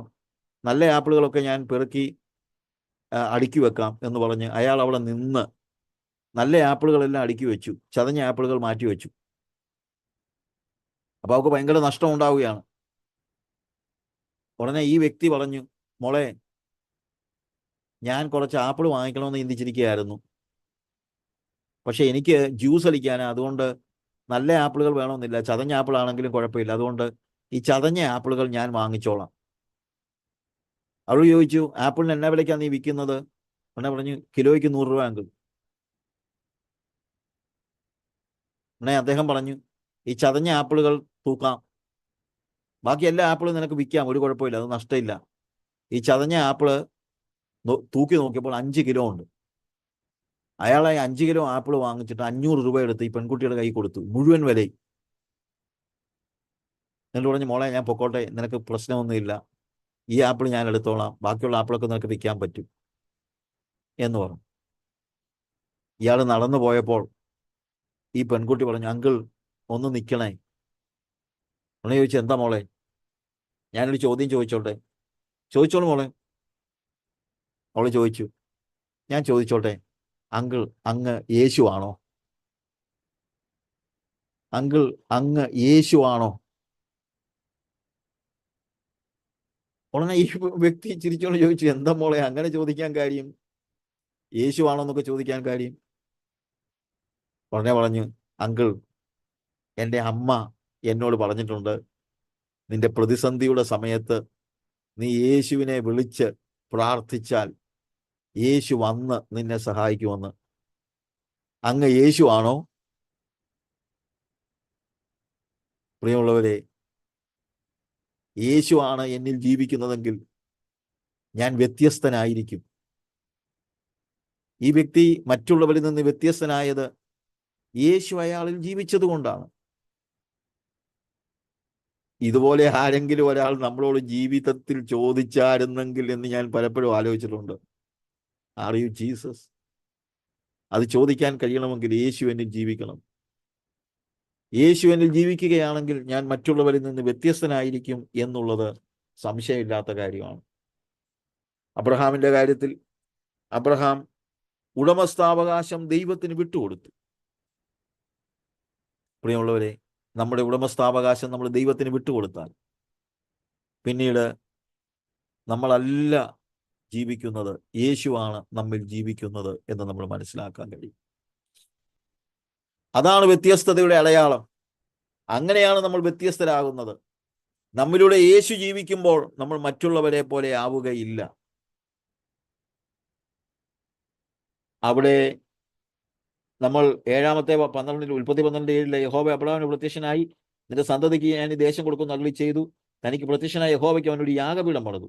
അവൻ അവിടെ നിന്ന് ബഥേലിന് കിഴക്കുള്ള മലയ്ക്ക് പുറപ്പെട്ടു. ബഥേൽ പടിഞ്ഞാറും ഹായ് കിഴക്കുമായി കൂടാരം അടിച്ചു. അവിടെ അവൻ യഹോവയ്ക്ക് ഒരു യാഗപീഠം പണിതു, യഹോവയുടെ നാമത്തിൽ ആരാധിച്ചു. യാഗപീഠം പണിയുന്നവനായ, ഉടമസ്ഥാവകാശം ദൈവത്തിന് വിട്ടുകൊടുക്കുന്ന അബ്രഹാം എന്ന് തന്നെയല്ല, ആ യാഗപീഠം പണിതു, അവിടെ യഹോവയുടെ നാമത്തിൽ ആരാധിച്ചു. എൻ്റെ ഉടമസ്ഥാവകാശം യേശുവിന് കൈവിട്ടു കൊടുക്കുമ്പോഴാണ് എനിക്ക് യഥാർത്ഥത്തിൽ ആരാധിക്കുവാൻ കഴിയുന്നത്. എൻ്റെ ഉടമ ഞാനാണെങ്കിൽ എനിക്ക് യേശുവിനെ ആരാധിക്കാൻ കഴിയില്ല. പാട്ടൊക്കെ പാടാൻ കഴിയുമായിരിക്കും, പക്ഷെ യഥാർത്ഥത്തിൽ ആരാധന നടക്കണമെങ്കിൽ യാഗപീഠം പണിതേലേ പറ്റുള്ളൂ. യാഗപീഠമാണ് നമ്മെ നമ്മിൽ നിന്ന് മാറ്റി നമ്മൾ ദൈവത്തിൻ്റെ വകയാക്കി തീർക്കുന്നത്. അബ്രഹാം വ്യത്യസ്തനായിരുന്നു. അവിടെ നിന്ന് ദേശത്ത് ക്ഷാമം ഉണ്ടായപ്പോൾ അവർ മിസ്രൈമിലേക്ക് ഇറങ്ങിപ്പോകുന്നതൊക്കെ പിന്നെ നമ്മൾ കാണുന്നുണ്ട്. ഞാൻ ആ ഭാഗത്തേക്ക് പോകുന്നില്ല. എങ്കിലും ഒരു കാര്യം പറയാം. അതായത് 10-ാമത്തെ വാക്യത്തിൽ ദേശത്ത് ക്ഷാമം ഉണ്ടായി, ദേശത്ത് ക്ഷാമം കഠിനമായതുകൊണ്ട് അബ്രഹാം മിസ്രൈമിൽ ചെന്ന് പാർപ്പാൻ അവിടേക്ക് പോയി. പക്ഷെ അവിടെ എഴുതിയിരിക്കുന്ന ഒരു വാക്ക്, he went down to Egypt എന്ന. വെന്റ് ഡൗൺ, ഇറങ്ങിപ്പോയി, മിസ്രൈമിലേക്ക് ഇറങ്ങിപ്പോയെന്ന് എഴുതിയിരിക്കുന്നു. ക്ഷാമം ഉണ്ടായപ്പോൾ അബ്രഹാമിന്റെ ഈ ആത്മീയരായ ആളുകളുടെ ജീവിതത്തിലും പലപ്പോഴും പ്രതിസന്ധികൾ ഉണ്ടാകും എന്ന് തന്നെയല്ല, ചിലപ്പോൾ അബദ്ധങ്ങളും പറ്റും. ക്ഷാമം ഉണ്ടായപ്പോൾ എവിടെയാ ക്ഷാമം ഉണ്ടായത്? കനാൻ നാട്ടിലാണ് ക്ഷാമം ഉണ്ടായെന്ന് ആലോചിക്കണം. ക്ഷാമം ഉണ്ടായപ്പോൾ അവൻ പെട്ടെന്നൊന്നും ആലോചിച്ചില്ല. കർത്താവെ, ഞാൻ മിസ്രൈമിലേക്ക് പോകണമെന്നുള്ള ആലോചനയൊന്നും ചോദിച്ചില്ല. ദൈവാലോചന കേട്ട് ഇറങ്ങി പുറപ്പെട്ട അബ്രഹാം ആലോചന ചോദിക്കാതെ മിസ്രൈമിലേക്ക് ഇറങ്ങിപ്പോയി. അത് അവൻ്റെ ജീവിതത്തിലെ വലിയൊരു പാളിച്ചയാണ്. തന്നെയല്ല, ആ ഇറങ്ങിപ്പോക്ക് അവൻ്റെ ജീവിതത്തിൽ നൽകിയ ഒരു സമ്മാനമാണ് ഹാഗാർ. അപ്പോൾ ദൈവികതയിൽ നിന്ന് നമ്മൾ മാറിപ്പോയാൽ നമ്മുടെ ജീവിതത്തിൽ, സമ്മാനം എന്ന് ഞാൻ ഉദ്ദേശിച്ചത് ഒരു ഇതായിട്ടാണ് പറഞ്ഞത്, എന്താ, കളിയാക്കി പറഞ്ഞതാ. ഇന്നും രണ്ട് സമൂഹമായി വേർപിരിയത്തക്ക നിലയിൽ ജീവിതത്തിൽ പറ്റിയ ഒരു പാളിച്ച, അബ്രഹാമിന്റെ ജീവിതത്തിൽ പറ്റിയ ഒരു പാളിച്ച. അതുപോട്ടെ, തന്നെയല്ല, സാറായിക്ക് ഫറവോന്റെ കൊട്ടാരത്തിൽ പോകേണ്ടി വന്നു. അവർ മിസ്രൈമിൽ നിന്ന് മടങ്ങി വന്നപ്പോൾ ധനികനായിരുന്നു. അവിടെയാ നമ്മൾ മനസ്സിലാക്കുന്നതായ കാര്യം. എന്നാൽ മടങ്ങി വരുന്നതിനെ കുറിച്ച് അവിടെ പറയുന്നത് അതിന്റെ 13-ാം വാക്യം, താഴോട്ട് 13-ാം അധ്യായത്തിലേക്ക് വരുമ്പോൾ ഇങ്ങനെ അബ്രാമും ഭാര്യയും അവനുള്ളതൊക്കെയും അവനോടുകൂടെ ലോത്തും മിസ്രൈമിൽ നിന്ന് പുറപ്പെട്ട് തെക്കേ ദേശത്ത് വന്നു. തിരിച്ചു വന്നപ്പോൾ അവൻ ധനികനാണ്. കന്നുകാലി, വെള്ളി, പൊന്ന്, ഈ വകയിലൊക്കെ അബ്രഹാം ബഹുസമ്പന്നനായിരുന്നു. അപ്പോൾ ക്ഷാമത്തോടുകൂടെ പോയതാണ്. മിസ്രൈം എന്ത് ചെയ്തു? അബ്രഹാമിനെയും ലോത്തിനെയും സമ്പന്നരാക്കി. സമ്പത്ത് കിട്ടി. പക്ഷേ തിരിച്ചു വരുമ്പോൾ സംഭവിക്കുന്നത് 3-ാമത്തെ വാക്യത്തിൽ നമ്മൾ കാണുന്നത്, താൻ ആദിയിൽ ഉണ്ടാക്കിയ യാഗപീഠം എന്ന സ്ഥലം വരെ അവൻ ചെന്നു, ബഥേലിനും ഹായിക്കും മധ്യേ. അവിടെ അബ്രാം യഹോവയുടെ നാമത്തിൽ ആരാധിച്ചു. മിസ്രൈമിൽ പോയപ്പോൾ ആരാധനയില്ലായിരുന്നു, പൈസ ഉണ്ടായി. പ്രിയമുള്ളവരെ, ദൈവിക പാതയിൽ നിന്ന് മാറി നിന്നാൽ പണം കിട്ടും, പക്ഷേ ആരാധന നടക്കത്തില്ല. പലപ്പോഴും ഞാൻ ആലോചിച്ചിട്ടുണ്ട്, ചിന്തിച്ചിട്ടുണ്ട്. നമ്മുടെയൊക്കെ തലമുറയിൽ ദൈവിക പാത വിട്ടുപോയവരൊക്കെ നമ്മുടെ ഭാഷയിൽ അനുഗ്രഹിക്കപ്പെട്ടു. ദൈവിക പാത വിട്ടുപോയവർ അനുഗ്രഹമല്ലത് എന്ന് വെച്ചാൽ കാശുണ്ടായി. പക്ഷെ വേറൊരു കാര്യമുണ്ട്, ആരാധന നഷ്ടപ്പെട്ടു. ഇന്നും കാണുന്ന ഒരു വലിയ കാര്യം അതാ. ദൈവികതയിൽ നിന്ന് മാറിപ്പോകുന്നവനൊക്കെ ധനികനാകുന്നുണ്ട്, പക്ഷേ മിസ്രൈമിൽ ആരാധനയില്ല. അബ്രഹാം ദൈവസന്നിധിയിലേക്ക് മടങ്ങി വന്നു, ആരാധന നടത്തി. യാഗപീഠമിടുന്ന സ്ഥലത്തേക്ക് അവൻ മടങ്ങി വന്നു. അവിടെ അബ്രഹാം യഹോവയുടെ നാമത്തിൽ ആരാധിച്ചു എന്നാണ് മനസ്സിലാക്കുന്നത്. അബ്രഹാമിന് മാത്രമല്ല, ലോത്തിനും സമ്പന്നത ഉണ്ടായി. പിന്നെ നമ്മൾ കാണുന്നത്, സമ്പന്നത ഉണ്ടായപ്പോൾ പിണക്കം ഉണ്ടായി. ദേശത്ത് ക്ഷാമം ഉണ്ടായപ്പോൾ പോലും പിണക്കം ഉണ്ടായില്ല. കാര്യം ലോത്തും അവൻ്റെ കൂടെ മിസ്രൈമിലേക്ക് ഇറങ്ങിപ്പോയി. പക്ഷെ കാശുണ്ടായപ്പോൾ പിണക്കം ഉണ്ടായി. ഇന്നും ഇതൊക്കെയല്ലേ സംഭവിക്കുന്നത്? നമ്മുടെ സഭകൾ തന്നെ ഒന്ന് ആലോചിച്ച് നോക്കിയേ. ഈ സഭയിലെ ഈ രാഷ്ട്രീയവും ഭിന്നതയും ഒക്കെ വന്നത് എപ്പോഴാ? നമ്മുടെ പിതാക്കന്മാരുടെ കാലത്ത് അവർ സമ്പന്നരല്ലായിരുന്നു, പക്ഷെ അവർക്ക് ആത്മാവുണ്ടായിരുന്നു, ആത്മാവിലുള്ള ആരാധന ഉണ്ടായിരുന്നു. പ്രതിസന്ധികളുടെ മുമ്പിൽ അവർ മുട്ടുമടക്കുമായിരുന്നു, അവർക്ക് ഐക്യത ഉണ്ടായിരുന്നു. നമ്മുടെ സഭകളൊക്കെ സമ്പന്നമായതോടുകൂടെ എല്ലാം തകരുന്നതായ ഒരു സ്റ്റേജിലേക്കല്ലേ വന്നിരിക്കുന്നത്. ആത്മീയത നഷ്ടപ്പെട്ടവരായി, തമ്മിൽ പിണക്കമുള്ളവരായി. അതൊക്കെയാണ് നമ്മൾ ഇന്ന് കാണുന്നതായ കാര്യം. എന്നാൽ അബ്രഹാം ആത്മീയനായതുകൊണ്ട് അബ്രഹാം അതിൻ്റെ 7-ാമത്തെ വാക്യം വായിക്കുമ്പോൾ, അബ്രഹാമിന്റെ കന്നുകാലികളുടെ ഇടയന്മാർക്കും ലോത്തിന്റെ കന്നുകാലികളുടെ ഇടയന്മാർക്കും തമ്മിൽ പിണക്കമുണ്ടായി, കനാന്യരും പെരിസ്യരും വന്ന് ദേശത്ത് പാർത്തിരുന്നു. അതുകൊണ്ട് അബ്രാം ലോത്തിനോട്, എനിക്കും നിനക്കും എൻ്റെ ഇടയന്മാർക്കും നിന്റെ ഇടയന്മാർക്കും തമ്മിൽ പിണക്കമുണ്ടാകരുതേ, നാം സഹോദരന്മാരല്ലോ, ദേശമെല്ലാം നിന്റെ മുമ്പാകെ ഇല്ലയോ? എന്നെ വിട്ടുപിരിഞ്ഞാലും നീ ഇടത്തോട്ടെങ്കിൽ ഞാൻ വലത്തോട്ട് പോയിക്കൊള്ളാം, നീ വലത്തോട്ടെങ്കിൽ ഞാൻ ഇടത്തോട്ട് പോയിക്കൊള്ളാം. അബ്രഹാമിന്റെ ആത്മീയത നമ്മളിവിടെ ദൃശ്യമാവുകയാണ്. അവിടെ എഴുതിയിരിക്കുന്നൊരു കാര്യമുണ്ട്, എൻ്റെ ഇടയന്മാർക്കും നിന്റെ ഇടയന്മാർക്കും തമ്മിൽ പിണക്കം ഉണ്ടാകരുത്, നമ്മൾ സഹോദരന്മാരല്ലേ. അബ്രഹാം ശരിക്കും പറഞ്ഞു കഴിഞ്ഞാൽ സഹോദരൻ എന്നതിനേക്കാൾ പിതൃതുല്യനാണ്. അബ്രഹാമിന്റെ സഹോദരന്റെ മകനാണ് ലോത്ത്. അപ്പൊ നമ്മളാണെങ്കിൽ പറഞ്ഞേ, എടാ വലിയ കളി കളിക്കല്ലേ, നിന്റെ അപ്പന്റെ സ്ഥാനത്താണ് ഞാനെന്ന് ഓർത്തോണം. ആ കുറച്ച് കാശൊക്കെ ഉണ്ടായപ്പോഴത്തേക്കുള്ള കളിക്കുകയല്ലേ, പൊക്കോളാ ഇവിടുന്ന്, ആ സ്ഥലമൊക്കെ നീ എടുത്തു, ഇതൊക്കെ ഞാൻ എടുത്തോളാം എന്ന് പറഞ്ഞ് തെരഞ്ഞെടുപ്പ് നമ്മൾ നടത്തുന്ന. പക്ഷെ അബ്രഹാമിന്റെ ആത്മീയന്റെ ലക്ഷണം എന്നറിയാമോ? ആത്മീയൻ തെരഞ്ഞെടുക്കാനുള്ള അവകാശം മറ്റുള്ളവർക്ക് വിട്ടുകൊടുക്കും. ഇവിടെ തെരഞ്ഞെടുക്കാനുള്ള അവകാശം ലോത്തിന് വിട്ടുകൊടുത്തു. എന്ന് പറഞ്ഞാൽ നമ്മൾ തമ്മിൽ പിണക്കം ഉണ്ടാകരുതേ. അവിടെ എഴുതിയിരിക്കുന്ന ഒരു വാക്കുണ്ട്, കനാന്യരും പെരിസ്യരും ഒന്ന് ദേശത്ത് പാർത്തിരുന്നെന്ന്. എന്ന് വെച്ച് കഴിഞ്ഞാൽ ഞാൻ ചിന്തിക്കുന്നത്, അബ്രഹാം പറഞ്ഞു കാണും, മക്കളെ നമ്മൾ തമ്മിൽ വഴക്കുണ്ടാക്കിയാൽ ഈ കനാന്യരും പെരിസ്യരും ഒക്കെ ഇത് കണ്ടോണ്ടിരിക്കുകയല്ലയോ മക്കളെ, നമ്മൾ ദൈവം പറഞ്ഞ് ഇറങ്ങിയതല്ലേ, അവരൊക്കെ പറയുകയല്ലേ നമ്മൾ വിളങ്ങിയെന്ന് പറയത്തില്ലേ, എന്തൊരു കഷ്ടം. അതുകൊണ്ട് നമ്മൾ തമ്മിൽ പിണക്കം ഉണ്ടാകരുതേ, കനാന്യരും പെരിസ്യരും ദേശത്ത് പാർത്തിരുന്നു. അതെങ്കിലും ഓർത്ത് ഈ വഴക്കൊന്ന് മാറ്റിയായിരുന്നെങ്കിൽ. ഇന്ന് സഭകളിലെല്ലാം വഴക്കല്ലേ. ഞാൻ ആലോചിക്കുക, ഈ ചിന്തയെങ്കിലും നമുക്കുണ്ടായിരുന്നെങ്കിൽ. നമ്മുടെ ചുറ്റും അന്യമതസ്ഥരും സമുദായക്കാരും ഒക്കെ താമസിക്കുന്ന ഇടയ്ക്ക് നമ്മൾ ഈ വഴക്കുണ്ടാക്കുന്നത് ഇവർ കണ്ടോണ്ടിരിക്കുകയല്ലേ പ്രിയമുള്ളവര്. ഞാൻ ഒരിക്കൽ, ഇപ്പോഴല്ല ഒത്തിരി വർഷം മുമ്പ്,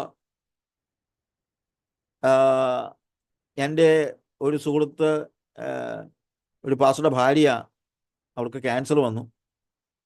അപ്പം ഞാനൊരു സഭായോഗത്തിന് പോയി. അവിടെ നിന്ന് ഫുഡും കഴിച്ചിട്ട് ഉച്ചയ്ക്ക് ബൈക്കേല ഈ പാസ്റ്ററുടെ സഭ ഒരു ഉയർന്ന സ്ഥലത്താണ്. അതിൻ്റെ താഴെ ബൈക്ക് ഓടിച്ചു ചെന്നു. ഈ പാസ്റ്ററുടെ വൈഫിനെ ഒന്ന് കണ്ട് പ്രാർത്ഥിക്കാൻ വേണ്ടി പോയതാ. അപ്പം ഞാനവിടെ ബൈക്ക് ചെന്ന് കൊണ്ട് നിർത്തി കഴിഞ്ഞപ്പോൾ എനിക്ക് വലിയ അത്ഭുതം. 3 മണിയാകാറായി, പക്ഷേ അവിടെ യോഗം തീർന്നില്ല. അപ്പൊ ഞാൻ ചിന്തിച്ചടാ, ഇക്കാലത്തും ഇങ്ങനെ യോഗം നീളുമോ? ഇത്രയും ആത്മീയമൊക്കെ ഉണ്ടോ? പക്ഷെ പിന്നെ മനസ്സിലാകുന്നത് യോഗമല്ല, ജനറൽ ബോഡി നടക്കുക, ഭയങ്കര ബഹളം. അപ്പൊ ആ ഹോളിന്റെ നേരെ താഴെ താമസിക്കുന്ന, പിന്നെ ഞാൻ മനസ്സിലാക്കി അദ്ദേഹം ഒരു മർത്തമാക്കാരനാ. അപ്പൊ ഞാൻ ബൈക്ക് അവിടെ കൊണ്ട് നിർത്തി അവത്തേൽ ഇരുന്നപ്പം ഇദ്ദേഹം വന്നിട്ട് ചോദിച്ചു, എന്താ വന്നേ? ഇപ്പൊ എന്നെ കണ്ടപ്പോൾ പെട്ടെന്ന് തോന്നി കാണത്തില്ല, പെന്തിക്കോസാണെന്നൊന്നും തോന്നി കാണത്തില്ല, അറിയത്തില്ല. കാരണം ഞാൻ പറഞ്ഞു, ഈ പാസ്റ്ററുടെ വൈഫിനെ ഒന്ന് കാണാൻ വേണ്ടിയാ, സുഖമില്ലായിരിക്കല്ലേ. ആഹാ, കേട്ടല്ലോ അല്ലേ, എന്നോട് പറയാ, കേട്ടല്ലോ. ഞാൻ എന്താ പറയാന്? ഞാനൊന്നും മിണ്ടിയില്ല. എന്നിട്ട് അദ്ദേഹം പറയാ, നാളെ രാവിലെ അവന്മാര് വരും എന്നോട് സുവിശേഷം പറയാൻ, ഇതും കഴിഞ്ഞേച്ച്. ഇപ്പൊ അടി ഉണ്ടാക്കിയിട്ട് നാളെ രാവിലെ ഇങ്ങോട്ട് വരും എൻ്റെ അടുത്ത് സുവിശേഷം പറയാൻ, എന്നെ നന്നാക്കാൻ. ഞാൻ ചൂളിപ്പോയി. പ്രിയമുള്ളവരെ, കനാന്യരും പെരിസ്യരും ദേശത്ത് പാർക്കുന്നെങ്കിലും ഒന്ന് ഓർക്കണ്ടേ. നമ്മുടെ സഭാ ഹോളുകളിൽ പോലീസ് കയറുകയും വലിയ പോസ്റ്റർ വെച്ച് ഇലക്ഷൻ നടത്തുകയും ഒക്കെ ചെയ്യുമ്പോൾ ഓർക്കണം, കനാന്യരും പെരിസ്യരും നാട്ടിൽ താമസിക്കുന്നുണ്ട്. പ്രിയമുള്ളവരെ, നമ്മൾ വ്യത്യസ്തരാകുവാൻ ദൈവം വിളിച്ചിരിക്കുകയാണ്. വ്യക്തികൾ മാത്രമല്ല, നമ്മുടെ സഭകൾ വ്യത്യസ്തമായിരിക്കണം. We need to be different. നമ്മളും വ്യത്യസ്തരായിരിക്കണം. ശത്രുവിന് പോലും ഒരു അപവാദം പറയുവാൻ ഉണ്ടാകാത്ത നിലയിലുള്ള ഒരു ആത്മീയ ജീവിതം ദൈവം നമ്മളിൽ നിന്ന് പ്രതീക്ഷിക്കുന്നുണ്ട്. പ്രിയമുള്ളവരെ, അത് മറന്നു പോകരുത്. ഇവിടെ അബ്രഹാം പറയാണ്, നമുക്ക് തമ്മിൽ പിണക്കം ഉണ്ടാകരുത്, കനാന്യരും പെരിസ്യരും ദേശത്ത് പാർക്കുന്നില്ലേ, അതുകൊണ്ട് നീ സ്ഥലം തിരഞ്ഞെടുത്തു. നിനക്കിഷ്ടമുള്ള സ്ഥലം നിനക്ക് തിരഞ്ഞെടുക്കാം. തിരഞ്ഞെടുക്കാനുള്ള അവകാശം അവൻ ലോത്തിന് വിട്ടുകൊടുത്തു. നമ്മളെയൊക്കെ പ്രശ്നം, നമ്മൾ തിരഞ്ഞെടുക്കാനുള്ള അവകാശം ആർക്കും വിട്ടുകൊടുക്കത്തില്ല. നമുക്കിഷ്ടമുള്ളതെല്ലാം കഴിഞ്ഞിട്ട് ബാക്കി ഉണ്ടെങ്കിൽ ആർക്കെങ്കിലും എന്തെങ്കിലും എന്നുള്ള ഒരു ചിന്തയാണ്. അപ്പൊ തിരഞ്ഞെടുക്കാനുള്ള അവകാശം കിട്ടിയത് ലോത്തിന് വലിയ സന്തോഷമായി പോയി കാണും. അവിടെ എഴുതിയിരിക്കുന്നത് 10ാമത്തെ വാക്യത്തിൽ, അപ്പോൾ ലോത്ത് നോക്കി യോർദാൻ അരികെയുള്ള പ്രദേശമൊക്കെ നീരോട്ടമുള്ളതെന്ന് കണ്ടു. സോദോമും ഗൊമോറയും.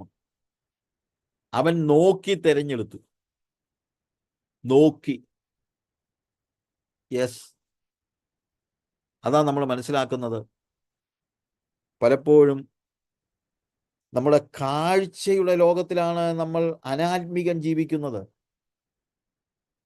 അതുകൊണ്ട് അവന് വേണ്ടി തെരഞ്ഞെടുപ്പ് നടത്തുന്നവനാണ്. അനാത്മികൻ അവന് വേണ്ടി തെരഞ്ഞെടുപ്പ് നടത്തുന്നു. ആത്മികൻ ഒരിക്കലും അവന് വേണ്ടി തെരഞ്ഞെടുപ്പ് നടക്കുന്നില്ല.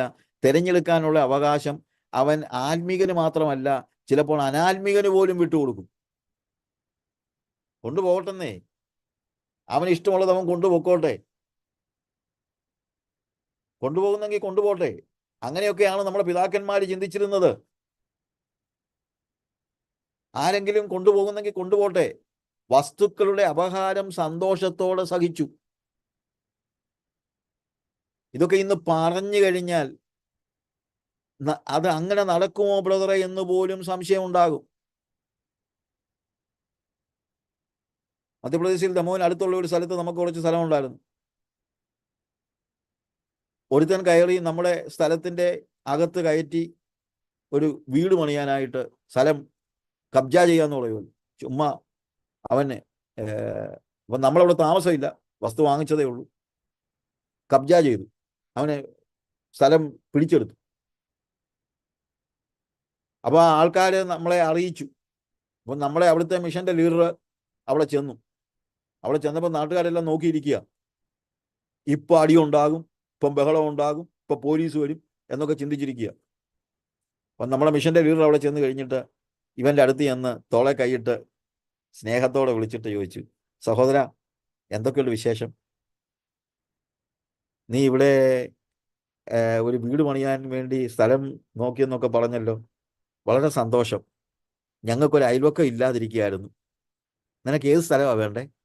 ആ സ്ഥലം നീ എടുത്തു, കുഴപ്പമില്ല എന്ന് പറഞ്ഞ് മിഷൻ്റെ ആ സ്ഥലം ആ മനുഷ്യന് വിട്ടുകൊടുത്തു. നമ്മളെ ആരുമല്ല, വിശ്വാസിയല്ല, ക്രിസ്ത്യാനിയല്ല. പക്ഷെ ആ മിഷൻ ലീഡറോടത്ത് ഞാൻ കർത്താവിന് നന്ദി കരയേറ്റുന്നു. കാരണം തിരഞ്ഞെടുക്കുവാനുള്ള അവകാശം ഒരു അവിശ്വാസിക്ക് വിട്ടുകൊടുത്തു. വേറൊരിക്കൽ നമ്മളുടെ മിഷനിലെ ഒരു വണ്ടി,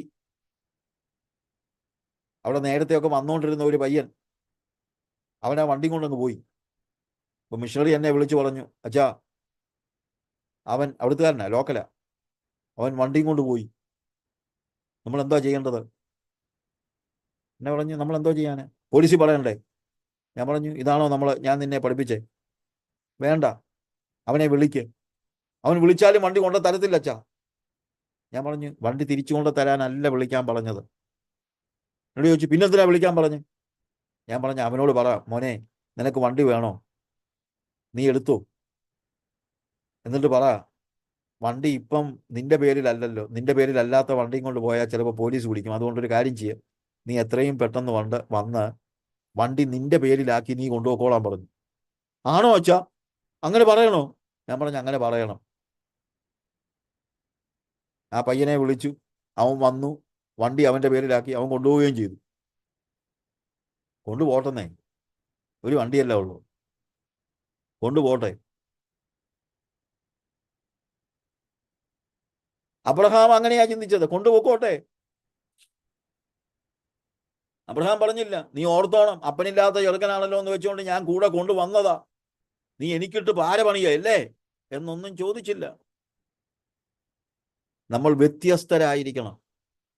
ലോത്തിനെ പോലെയാകാൻ നമുക്ക് കഴിയയില്ല. നമ്മൾ വ്യത്യസ്തരായിരിക്കുവാൻ ദൈവം ആഗ്രഹിക്കുന്നു. അതുകൊണ്ട് എന്താ സംഭവിക്കുന്നത്? നമ്മൾ ലോത്ത് നീരോട്ടമുള്ള ദേശമെല്ലാം തെരഞ്ഞെടുത്തു. ലോത്ത് കിഴക്കോട്ട് യാത്രയായി. എല്ലാം കിഴക്കോട്ട് അവൻ്റെ യാത്രയൊക്കെ. കിഴക്കോട്ട് എന്ന് പറയുന്നത് സമയമില്ലാത്തതുകൊണ്ട് ഞാൻ പെട്ടെന്ന് പറയുകയാണ്. പഴയ നിയമത്തിൽ പല സ്ഥലത്തും കിഴക്കോട്ട് എന്ന് പറയുന്നത് ദൈവസാന്നിധ്യത്തിന് പുറത്തോട്ടെന്നുള്ളൊരു അർത്ഥത്തിലാണ്. ഇപ്പം കയ്യീൻ തന്നെയാണെങ്കിലും ഉൽപ്പത്തി പുസ്തകം 4:16 ഏദൻ തോട്ടത്തിന് കിഴക്ക് നോദ് ദേശത്ത് എന്ന് പാർത്തെന്നാ കാണുന്നു. ഏദൻ തോട്ടം തന്നെ കിഴക്കാണ്, അതിനപ്പുറത്ത് ദൈവസാന്നിധ്യമില്ല. ഏദന് കിഴക്ക് നോദ് ദേശത്ത് എന്ന് പാർത്തു. ബാബേൽ ഗോപുരം പണിയുന്നവരും കിഴക്കോട്ട് യാത്ര ചെയ്തെന്ന കിഴക്കരാണ്. ദിക്ക് പറയാൻ വേണ്ടി പലയിടത്തും പറയുന്നുണ്ട്, എങ്കിലും ഞാൻ ഇടയ്ക്കൊന്ന് പറഞ്ഞതാണ്. ഇവിടെ ലോത്തും കിഴക്കോട്ട് യാത്ര ചെയ്യുക. ആ ദൈവികതയിൽ നിന്ന്, ദൈവ സാന്നിധ്യത്തിൽ നിന്നുള്ള ഒരു യാത്രയായിട്ടാണ് നമ്മൾ അതിനെ കാണാൻ കഴിയുന്നത്. ലോത്ത് അവന് വേണ്ടി തെരഞ്ഞെടുപ്പ് നടത്തി. അവിടെ എഴുതിയിരിക്കുന്നത് അബ്രാം കനാൻ ദേശത്ത് പാർത്തു. ലോത്ത് സോതോമിലേക്ക് പോയി. 14 വാക്യത്തിൽ പറയുന്നത്, ലോത്ത് അബ്രാമിനെ വിട്ടുപിരിഞ്ഞ ശേഷം യഹോവ അബ്രാമിനോട് അരുളി ചെയ്തത്, തലപൊക്കി നീ ഇരിക്കുന്ന സ്ഥലത്ത് നിന്ന് വടക്കോട്ടും തെക്കോട്ടും കിഴക്കോട്ടും പടിഞ്ഞാറോട്ടും നോക്കുക. നീ കാണുന്ന ഭൂമിയൊക്കെയും ഞാൻ നിനക്കും നിന്റെ സന്തതിക്കും ശാശ്വത അവകാശമായി തരും. അവിടെ പറയുന്നത് എന്താണ്? അല്ലെങ്കിൽ നമ്മൾ മനസ്സിലാക്കാൻ കഴിയുന്നത്, തെരഞ്ഞെടുക്കുവാനുള്ള അവകാശം ലോത്തിന് വിട്ടുകൊടുത്തപ്പോൾ ദൈവം പറയാണ്, മോനെ ഞാൻ നോക്കുകയായിരുന്നു, നീ നിനക്ക് വേണ്ടി തെരഞ്ഞെടുപ്പ് നടത്തുമോന്ന്. ഇല്ല, നീ വ്യത്യസ്തനാണെന്ന് ഞാൻ മനസ്സിലാക്കി. അതുകൊണ്ട് ഞാൻ നിനക്ക് വേണ്ടി തെരഞ്ഞെടുപ്പ് നടത്തും. നീ ഇരിക്കുന്ന ഈ സ്ഥലം, ഇതിന് ചുറ്റുമുള്ള സ്ഥലം ഞാൻ നിനക്ക് ശാശ്വത അവകാശമായി തരും. സോദോമും ഗൊമോറയും ചില വർഷങ്ങൾ കഴിയുന്നതിന് മുമ്പ് തന്നെ നശിച്ചു പോയെങ്കിൽ ഇന്നും പാലും തേനും ഒഴുകുന്ന ദേശമായി കനാൻ നാട് നിൽക്കുകയാണ്. ശാശ്വത അവകാശമായി തരും. ദൈവത്തിൻ്റെ വാഗ്ദത്തമാണ്. എന്നിട്ട് ദൈവം വാഗ്ദത്തം ചെയ്യുന്നു, ഞാൻ നിന്റെ സന്തതിയെ ഭൂമിയിലെ പൊടി പോലെ ആക്കും. ഭൂമിയിലെ പൊടിയെ എണ്ണുവാൻ കഴിയുമെങ്കിൽ നിന്റെ സന്തതിയെയും എണ്ണ. നീ പുറപ്പെട്ട ദേശത്ത് നെടുകയും കുറുകയും സഞ്ചരിക്കുക, അത് ഞാൻ നിനക്ക് തരും. 18 വാക്യം, അപ്പോൾ അബ്രഹാം കൂടാരം നീക്കി ഹെബ്രോനിൽ മമ്രയുടെ തോപ്പിൽ വന്ന് പാർത്തു. അവിടെ യഹോവയ്ക്ക് ഒരു യാഗപീഠം പണിതു. വീണ്ടും പറയാണ്, അവൻ യഹോവയ്ക്ക് ഒരു യാഗപീഠം പണിതു. പ്രിയമുള്ളവരെ, നമ്മളെ നിരന്തരമായി വ്യത്യസ്തരായി നിലനിർത്തുന്നത്, നിരന്തരമായി ദൈവത്തിൻ്റെ ഉടമസ്ഥാവകാശം നമ്മൾ ഏറ്റുപറയുമ്പോഴാണ്. അബ്രഹാം വ്യത്യസ്തനായിരുന്നു, ലോത്തിൽ നിന്ന് വ്യത്യസ്തനായിരുന്നു. എന്നാൽ ഈ അബ്രഹാം തന്നെ 14-ാമത്തെ അധ്യായം വായിക്കുന്നില്ല. അവിടെ നമ്മൾ കാണുന്നത് ലോത്തിനെയും കുടുംബത്തെയും മറ്റ് രാജാക്കന്മാർ പിടിച്ചുകൊണ്ട് പോവുകയാണ്. വേർപിരിഞ്ഞ ലോത്ത് കഷ്ടതയിലാകുന്നതാണ് നമ്മളിവിടെ കാണുന്നത്. സോദോം രാജാവായ ബേല, ഗൊമോര രാജാവായ ബിർശ, ആത്മാ രാജാവായ ശിനാബ്, സബൈൻ രാജാവായ ശമേബ്, സോവർ എന്ന ബേലയിലെ രാജാവ് എന്നിവരോട് യുദ്ധം ചെയ്തു. അവരെല്ലാവരും വന്ന് 4 രാജാക്കന്മാർ 5 രാജാക്കന്മാരെ തോൽപ്പിച്ചു. അവരുടെ വസ്തുക്കളും എല്ലാം പിടിച്ചുകൊണ്ട് പോയ കൂട്ടത്തിൽ ലോത്തിനെയും പിടിച്ചുകൊണ്ട് പോകുന്നതാണ് നമ്മൾ കാണുന്നത്. ലോത്തിനെയും അവൻ്റെ സഹോദരന്മാരെയും എല്ലാം ബദ്ധനാക്കി പിടിച്ചുകൊണ്ട് പോയി. അത് അബ്രഹാം അറിഞ്ഞു. 14 തൻ്റെ സഹോദരനെ ബദ്ധനാക്കി കൊണ്ടുപോയി എന്ന് അബ്രഹാം കേട്ടപ്പോൾ നമ്മളാണെ പറഞ്ഞേനെ, അവൻ അങ്ങനെ വരണം, അവൻ എന്നെ ഇട്ടേച്ച് പോയവനാ, അവൻ അങ്ങനെ വരണം എന്ന് പറയുമായിരിക്കും. പക്ഷേ അബ്രഹാം ഈ ഒരു സാഹചര്യത്തിൽ എന്താ ചെയ്യുന്നറിയാമോ? അവൻ തൻ്റെ വീട്ടിൽ ജനിച്ചവരും അഭ്യാസികളുമായ 318 പേരെ കൂട്ടിക്കൊണ്ട് ദാൻ വരെ അവരെ പിന്തുടർന്ന്, നമുക്കറിയാമല്ലോ, അവനെ രക്ഷിച്ച് അവൻ്റെ വസ്തുവകകളും എല്ലാം തിരികെ നേടിക്കൊടുക്കുന്നതാണ് കാണുന്നത്. അനാത്മികനായ തൻ്റെ സഹോദരൻ അപകടത്തിലായപ്പോൾ വ്യത്യസ്തനായ അബ്രഹാം അവനെ സംരക്ഷിക്കുവാൻ മുന്നിട്ടിറങ്ങുന്ന ഒരു ചരിത്രമാണ് നമ്മളവിടെ കാണുന്നത്. ഞാൻ ഈ ചില്ലറ കാര്യങ്ങളൊക്കെ പറയുന്നതിൻ്റെ കാര്യം എന്നറിയാമോ? നമ്മുടെ ജീവിതത്തിലും നമ്മൾ വ്യത്യസ്തരാകേണ്ടത് വലിയ വലിയ കാര്യങ്ങളിൽ മാത്രമല്ല, തീരെ ചെറിയ കാര്യങ്ങളിലും നമ്മൾ വ്യത്യസ്തരായിരിക്കണം. മൽക്കീസദേക്ക് അവനെ വന്ന് എതിരേറ്റു, അവനെ അനുഗ്രഹിച്ചു. അവനോട് നമ്മൾ മൽക്കീസദേക്ക് വന്ന് അവനെ അനുഗ്രഹിക്കുന്ന കാര്യം നമ്മൾ അതിൻ്റെ 18 മുതലുള്ള വാക്യങ്ങളിൽ നമ്മൾ കാണുന്നുണ്ട്. അവിടെ പറയുന്ന അവനെ 19-ാമത്തെ വാക്യത്തിൽ അവനെ അനുഗ്രഹിച്ചു. സ്വർഗത്തിനും ഭൂമിക്കും നാഥനായ അത്യുന്നതനായ ദൈവത്താൽ അബ്രഹാം അനുഗ്രഹിക്കപ്പെടുമാറാകട്ടെ. നിന്റെ ദൈവം ശത്രുക്കളെ നിന്റെ കയ്യിൽ ഏൽപ്പിച്ച് അത്യുന്നതനായ ദൈവം സ്തുതിക്കപ്പെടുമാറാകട്ടെ എന്ന് പറഞ്ഞു. നോക്ക്, ഈ രണ്ട് വാക്യങ്ങൾ അബ്രഹാമിനെ ചില കാര്യങ്ങൾ ഓർപ്പിക്കുകയാണ്. മറ്റൊന്നുമല്ല, നീ ഇപ്പോൾ 5 രാജാക്കന്മാരെ തോൽപ്പിച്ച 5 രാജാക്കന്മാരെ തോൽപ്പിച്ച 4 രാജാക്കന്മാരെ നീ തോൽപ്പിച്ചു വരികയാണല്ലോ. അതൊന്നും നിന്റെ കഴിവാണെന്ന് ചിന്തിക്കണ്ട. നീ ഓർക്കേണ്ട കാര്യം, നിന്റെ ശത്രുക്കളെ നിന്റെ കയ്യിൽ ഏൽപ്പിച്ച അത്യുന്നതനായ ദൈവം സ്തുതിക്കപ്പെടുമാറാകട്ടെ. അതൊക്കെ ദൈവം ചെയ്തതാണെന്ന് അബ്രഹാമിനെ ഓർപ്പിക്കുകയാണ്. അബ്രഹാം അത് മനസ്സിലാക്കി. സ്വർഗത്തിനും ഭൂമിക്കും നാഥനായ അത്യുന്നതനായ ദൈവത്താൽ അബ്രഹാം അനുഗ്രഹിക്കപ്പെടുമാറാകട്ടെ. ഈ ഒരു വാക്യമായിരിക്കും അബ്രഹാമിനെ അവൻ സോദോം രാജാവ് അബ്രഹാമിനോട് പറയുന്നുണ്ട്, ആളുകളെ എനിക്ക് തരിക, സമ്പത്ത് നീ എടുത്തുകൊള്ളുക എന്നൊക്കെ പറയുന്നുണ്ട്. അപ്പോൾ പെട്ടെന്ന് അബ്രഹാം പറയാണ്, ഞാൻ അബ്രഹാമിനെ സമരനാക്കിയെന്ന് നീ പറയാതിരിപ്പാൻ ഞാനൊരു ചരടാകട്ടെ, ചെരുപ്പുവാറാകട്ടെ, നിനക്കുള്ളതിൽ യാതൊന്നും ആകട്ടെ എടുക്കയില്ല എന്ന് സ്വർഗത്തിനും ഭൂമിക്കും നാഥനായ അത്യുന്നതനായ യഹോവയെങ്കിലേക്ക് കൈ ഉയർത്തി ഞാൻ സത്യം ചെയ്യുന്നു. ഇതേ വാചകമാണ് നമ്മൾ മൽക്കീസേദെക്ക് പറയുന്നത്. ഇതേ വാചകം, സ്വർഗത്തിനും ഭൂമിക്കും നാഥനായ അത്യുന്നതനായ ദൈവത്താൽ അബ്രഹാം അനുഗ്രഹിക്കപ്പെടുമാറാകട്ടെ.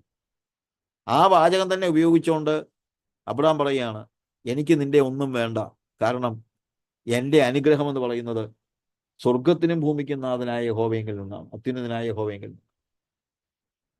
പ്രിയമുള്ളവരെ,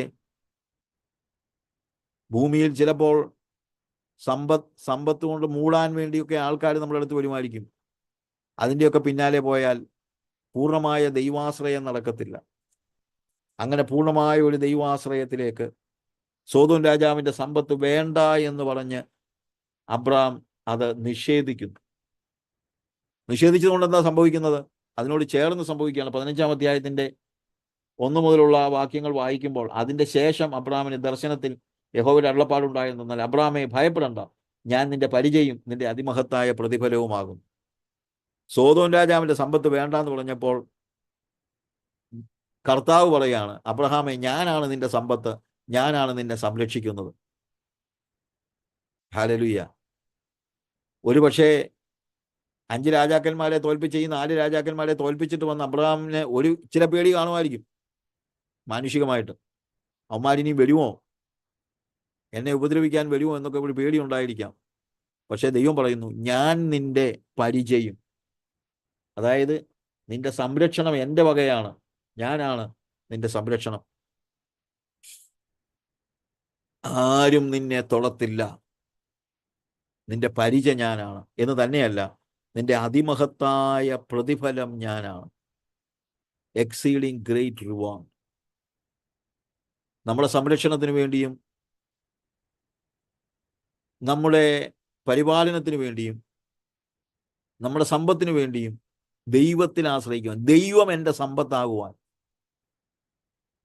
നമ്മൾ പലപ്പോഴും പാടുന്ന പാട്ടുണ്ടല്ലോ, എൻ്റെ സമ്പത്തെന്നു ചൊല്ലുവാൻ വേറെയില്ലൊന്നും, യേശു മാത്രം സമ്പത്താകുന്നു. ഇതൊക്കെ ഇന്ന് ആർക്ക് പാടാൻ പറ്റുമെന്ന് ഞാൻ ആലോചിച്ചിട്ടുണ്ട്. എൻ്റെ സമ്പത്തെന്നു ചൊല്ലുവാൻ വേറെയില്ലൊന്നും. ഒരു മോൾ എന്നോട് പറഞ്ഞത്, ഞാൻ ഇതുവരെ പാടിക്കൊണ്ടിരുന്നത് എൻ്റെ സമ്പത്തെന്ന് ചൊല്ലുവാൻ ഏറെയില്ലൊന്നും എന്നാണ്. ഏറെയൊന്നും ഇല്ല, കുറച്ചൊക്കെ ഉണ്ട്, പക്ഷെ അങ്ങനല്ല, വേറെയില്ലൊന്നും, യേശു മാത്രം സമ്പത്താകുന്നു. അങ്ങനെയുള്ളവരാണ് വ്യത്യസ്തരാകുന്നത്. അങ്ങനെയുള്ളവർ സമ്പത്തിന്റെ പിന്നാലെ പോവുകയില്ല എന്നുള്ളത് നമ്മൾ മനസ്സിലാക്കണം. വീണ്ടും നമ്മൾ വായിക്കുമ്പോൾ കർത്താവ് അബ്രഹാമിനോട് ഉടമ്പടി ചെയ്യുകയും അവനെ ബഹുജാതികൾക്ക് പിതാവാക്കി വെക്കുകയും ചെയ്യുന്നതാണ് നമ്മൾ മനസ്സിലാക്കുന്നത്. ഉൽപ്പത്തി പുസ്തകം 17-ാം വാക്യത്തിൽ നമ്മൾ കാണുന്ന 99 വയസ്സായപ്പോൾ കർത്താവ് വന്ന് പറയുകയാണ്, നീ എൻ്റെ മുമ്പിൽ നിഷ്കളങ്കനായി നടക്കുക, എനിക്കും നിനക്കും മധ്യേ ഞാൻ എൻ്റെ നിയമം സ്ഥാപിക്കും, നിന്നെ അധികമായി വർദ്ധിപ്പിക്കും, എനിക്ക് നിന്നോടൊരു നിയമമുണ്ട്, നീ ബഹുജാതികൾക്ക് പിതാവാകും. നിന്നെ അബ്രഹാം എന്നല്ല ഇനി വിളിക്കേണ്ടത്, നിന്റെ പേര് ബഹുജാതികൾക്ക് പിതാവാക്കിയിരിക്കാൻ നിന്റെ പേർ അബ്രഹാം എന്നായിരിക്കും. നമുക്ക് ആ സംഭവമൊക്കെ അറിയാമല്ലോ. ഇശ്മായേലിൽ നിന്നുള്ളവർ മാത്രമല്ല, ഇസഹാക്കിൽ നിന്ന് എല്ലാ രീതിയിലും ഡിഫറൻ്റ് ആയിട്ടുള്ള ഒരവസ്ഥ. അവൻ വ്യത്യസ്തനായി. ഇനി ആ വ്യത്യസ്തത നമ്മൾ മനസ്സിലാക്കുന്നത് 18-ാം അധ്യായം വായിക്കുമ്പോൾ വീണ്ടും ഞാൻ ഇങ്ങനെ ഓടിച്ചു പോവുകയാണ്. അവിടെ നമ്മൾ കാണുന്നത് സോദോമിനെ നശിപ്പിക്കുമെന്ന് ദൈവം അബ്രാമിന് വെളിപ്പെടുത്തിയപ്പോൾ ആ സോദോമിന് വേണ്ടി പക്ഷവാദം ചെയ്യാൻ പോലും തയ്യാറാകുന്ന അബ്രാമിനെയാണ് നമ്മളിവിടെ കാണുന്നത്. ഞാൻ ആലോചിച്ചിട്ടുണ്ട്, നമ്മളായിരുന്നെങ്കിൽ പറഞ്ഞേനെ, ലോത്ത് അങ്ങോട്ട് പോയിട്ടുണ്ടല്ലോ, അവനെ ഇത് വരണം, അവൻ ചെന്നളം കൂടെ നശിക്കുക എന്നൊക്കെ പറഞ്ഞെന്നിരിക്കും. പക്ഷെ അങ്ങനെയല്ല. നാശപട്ടണമായ സോദോമിന് വേണ്ടി പോലും പക്ഷവാദം ചെയ്യുന്ന, മധ്യസ്ഥത അണയ്ക്കുന്ന അബ്രഹാമിനെയാണ് നമ്മൾ കാണുന്നത്. അതാണ് അബ്രഹാമിന്റെ വ്യത്യസ്തത എന്ന് പറയുന്നത്. ഇസഹാക്കിനെ യാഗം കഴിക്കുന്ന, ഇത് പല മണിക്കൂറുകൾ പറയേണ്ട കാര്യങ്ങൾ ഞാനിങ്ങനെ ഓടിച്ചു പറയുകയാണ്. ഇസഹാക്കിനെ യാഗം കഴിക്കുന്ന 22-ാം അധ്യായത്തിൽ ഇസഹാക്കിനെ യാഗം കഴിക്കുന്ന അബ്രഹാമിനെയാണ് നമ്മൾ കാണുന്നത്. അതിനും അവന് മടിയില്ലായിരുന്നു. നീ സ്നേഹിക്കുന്ന ഇസഹാക്കിനെ തന്നെ എനിക്ക് യാഗമാക്കുക എന്ന് പറഞ്ഞപ്പോൾ ആരോടും ആലോചന ചോദിക്കാതെ മകനെയും കൂട്ടിക്കൊണ്ടു പോകുന്ന അബ്രഹാമിനെയാണ് നമ്മൾ കാണുന്നത്. ഇസഹാക്കും വ്യത്യസ്തനായിരുന്നു എന്നുള്ളതാണ് നമുക്ക് മനസ്സിലാക്കാൻ കഴിയുന്നത്. ഇസഹാക്ക് മറ്റുള്ളവരിൽ നിന്ന് വ്യത്യസ്തനായിരുന്നു. ഏശാവിൽ നിന്ന് അല്ലെങ്കിൽ ഇശ്മായേലിൽ നിന്ന് വ്യത്യസ്തനായിരുന്നു ഇസഹാക്ക്. ഇസഹാക്കും ഇശ്മായേലും ഒരേ തലമുറയിൽ ജീവിച്ചവരാണെങ്കിലും ഇസഹാക്ക് വ്യത്യസ്തനായിരുന്നു എന്നുള്ളതാണ് നമുക്ക് കാണാൻ കഴിയുന്നതായ കാര്യം. നമ്മൾ വീണ്ടും വായിച്ചു പോകുമ്പോൾ അബ്രഹാമിന്റെ കാലയളവിൽ വ്യത്യസ്തനായിരുന്നു, ഇസഹാക്കിന്റെ കാലയളവിൽ ഇസഹാക്ക് വ്യത്യസ്തനായിരുന്നു എന്നുള്ളതാണ് നമുക്ക് കാണാനായിട്ട് കഴിയും.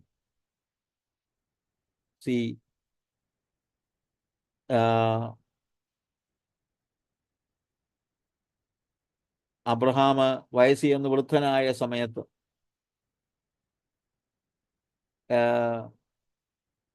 അബ്രഹാമിന്റെ എലയാസറിനോട് അബ്രഹാം പറയുന്നൊരു കാര്യമുണ്ട്, നീ എൻ്റെ മകന് വേണ്ടി ഒരു പൈതലിനെ എൻ്റെ ദേശത്ത് പോയി നീ കണ്ടുപിടിക്കണം. അവിടെ എഴുതിയിരിക്കുന്നത്, നമ്മൾ 24-ാം അധ്യായം വായിക്കുമ്പോൾ എലയാസറിനോട് പറയുന്ന കാര്യം, ചുറ്റും പാർക്കുന്ന കനാന്യരുടെ കന്യകമാരിൽ നിന്ന്, 3-ാമത്തെ വാക്യം 24:3, ചുറ്റും പാർക്കുന്ന കനാന്യരുടെ കന്യകമാരിൽ നിന്ന് നീ എൻ്റെ മകന് ഭാര്യയെ എടുക്കാൻ പാടില്ല.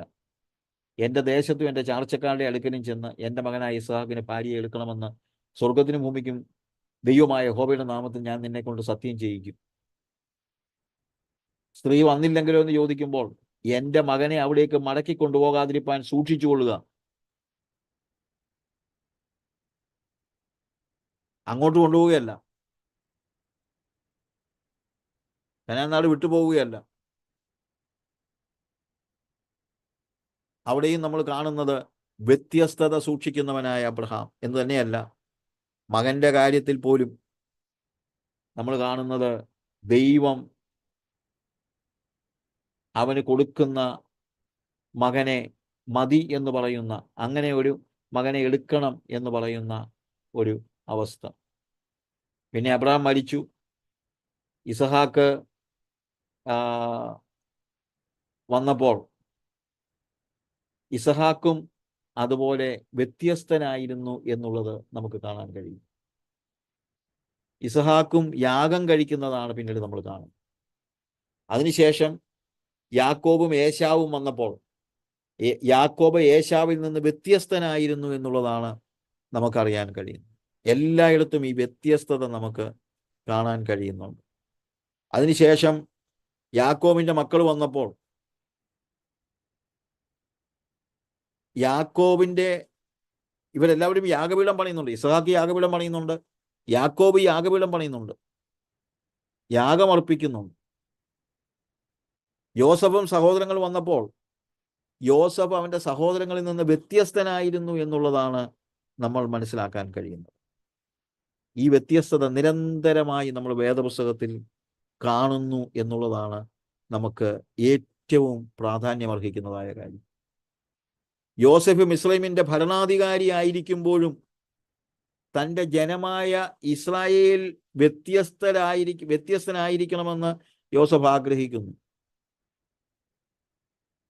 യാക്കോബും അവൻ്റെ സഹോദരങ്ങളും എല്ലാം കൂടെ മിസ്രൈമിൽ വന്ന് ഫറവോന്റെ അടുത്ത് ചെല്ലുമ്പോൾ അവൻ പറയുന്ന കാര്യം എന്തറിയാമോ? നിങ്ങൾ ചെല്ലുമ്പോൾ പറഞ്ഞേക്കണം, ഞങ്ങളെ ഇടയന്മാരാന്ന് പറഞ്ഞേക്കണം. അങ്ങനെ ആണെങ്കിൽ കാര്യം എന്നാന്ന് ചോദിച്ചു കഴിഞ്ഞാൽ മിസ്രൈമിയർക്ക് ഇടയന്മാർ അറപ്പാകുന്നു. അങ്ങനെ ആണെങ്കിൽ എന്തോ പറഞ്ഞോളും, ഓക്കെ നിങ്ങൾ ഇടയന്മാരാണ്, എന്നാൽ പിന്നെ അവിടെ തന്നെ താമസിച്ചോളാൻ പറയും, ഇങ്ങോട്ട് വരണ്ട. ആ വ്യത്യസ്തത സൂക്ഷിക്കുവാൻ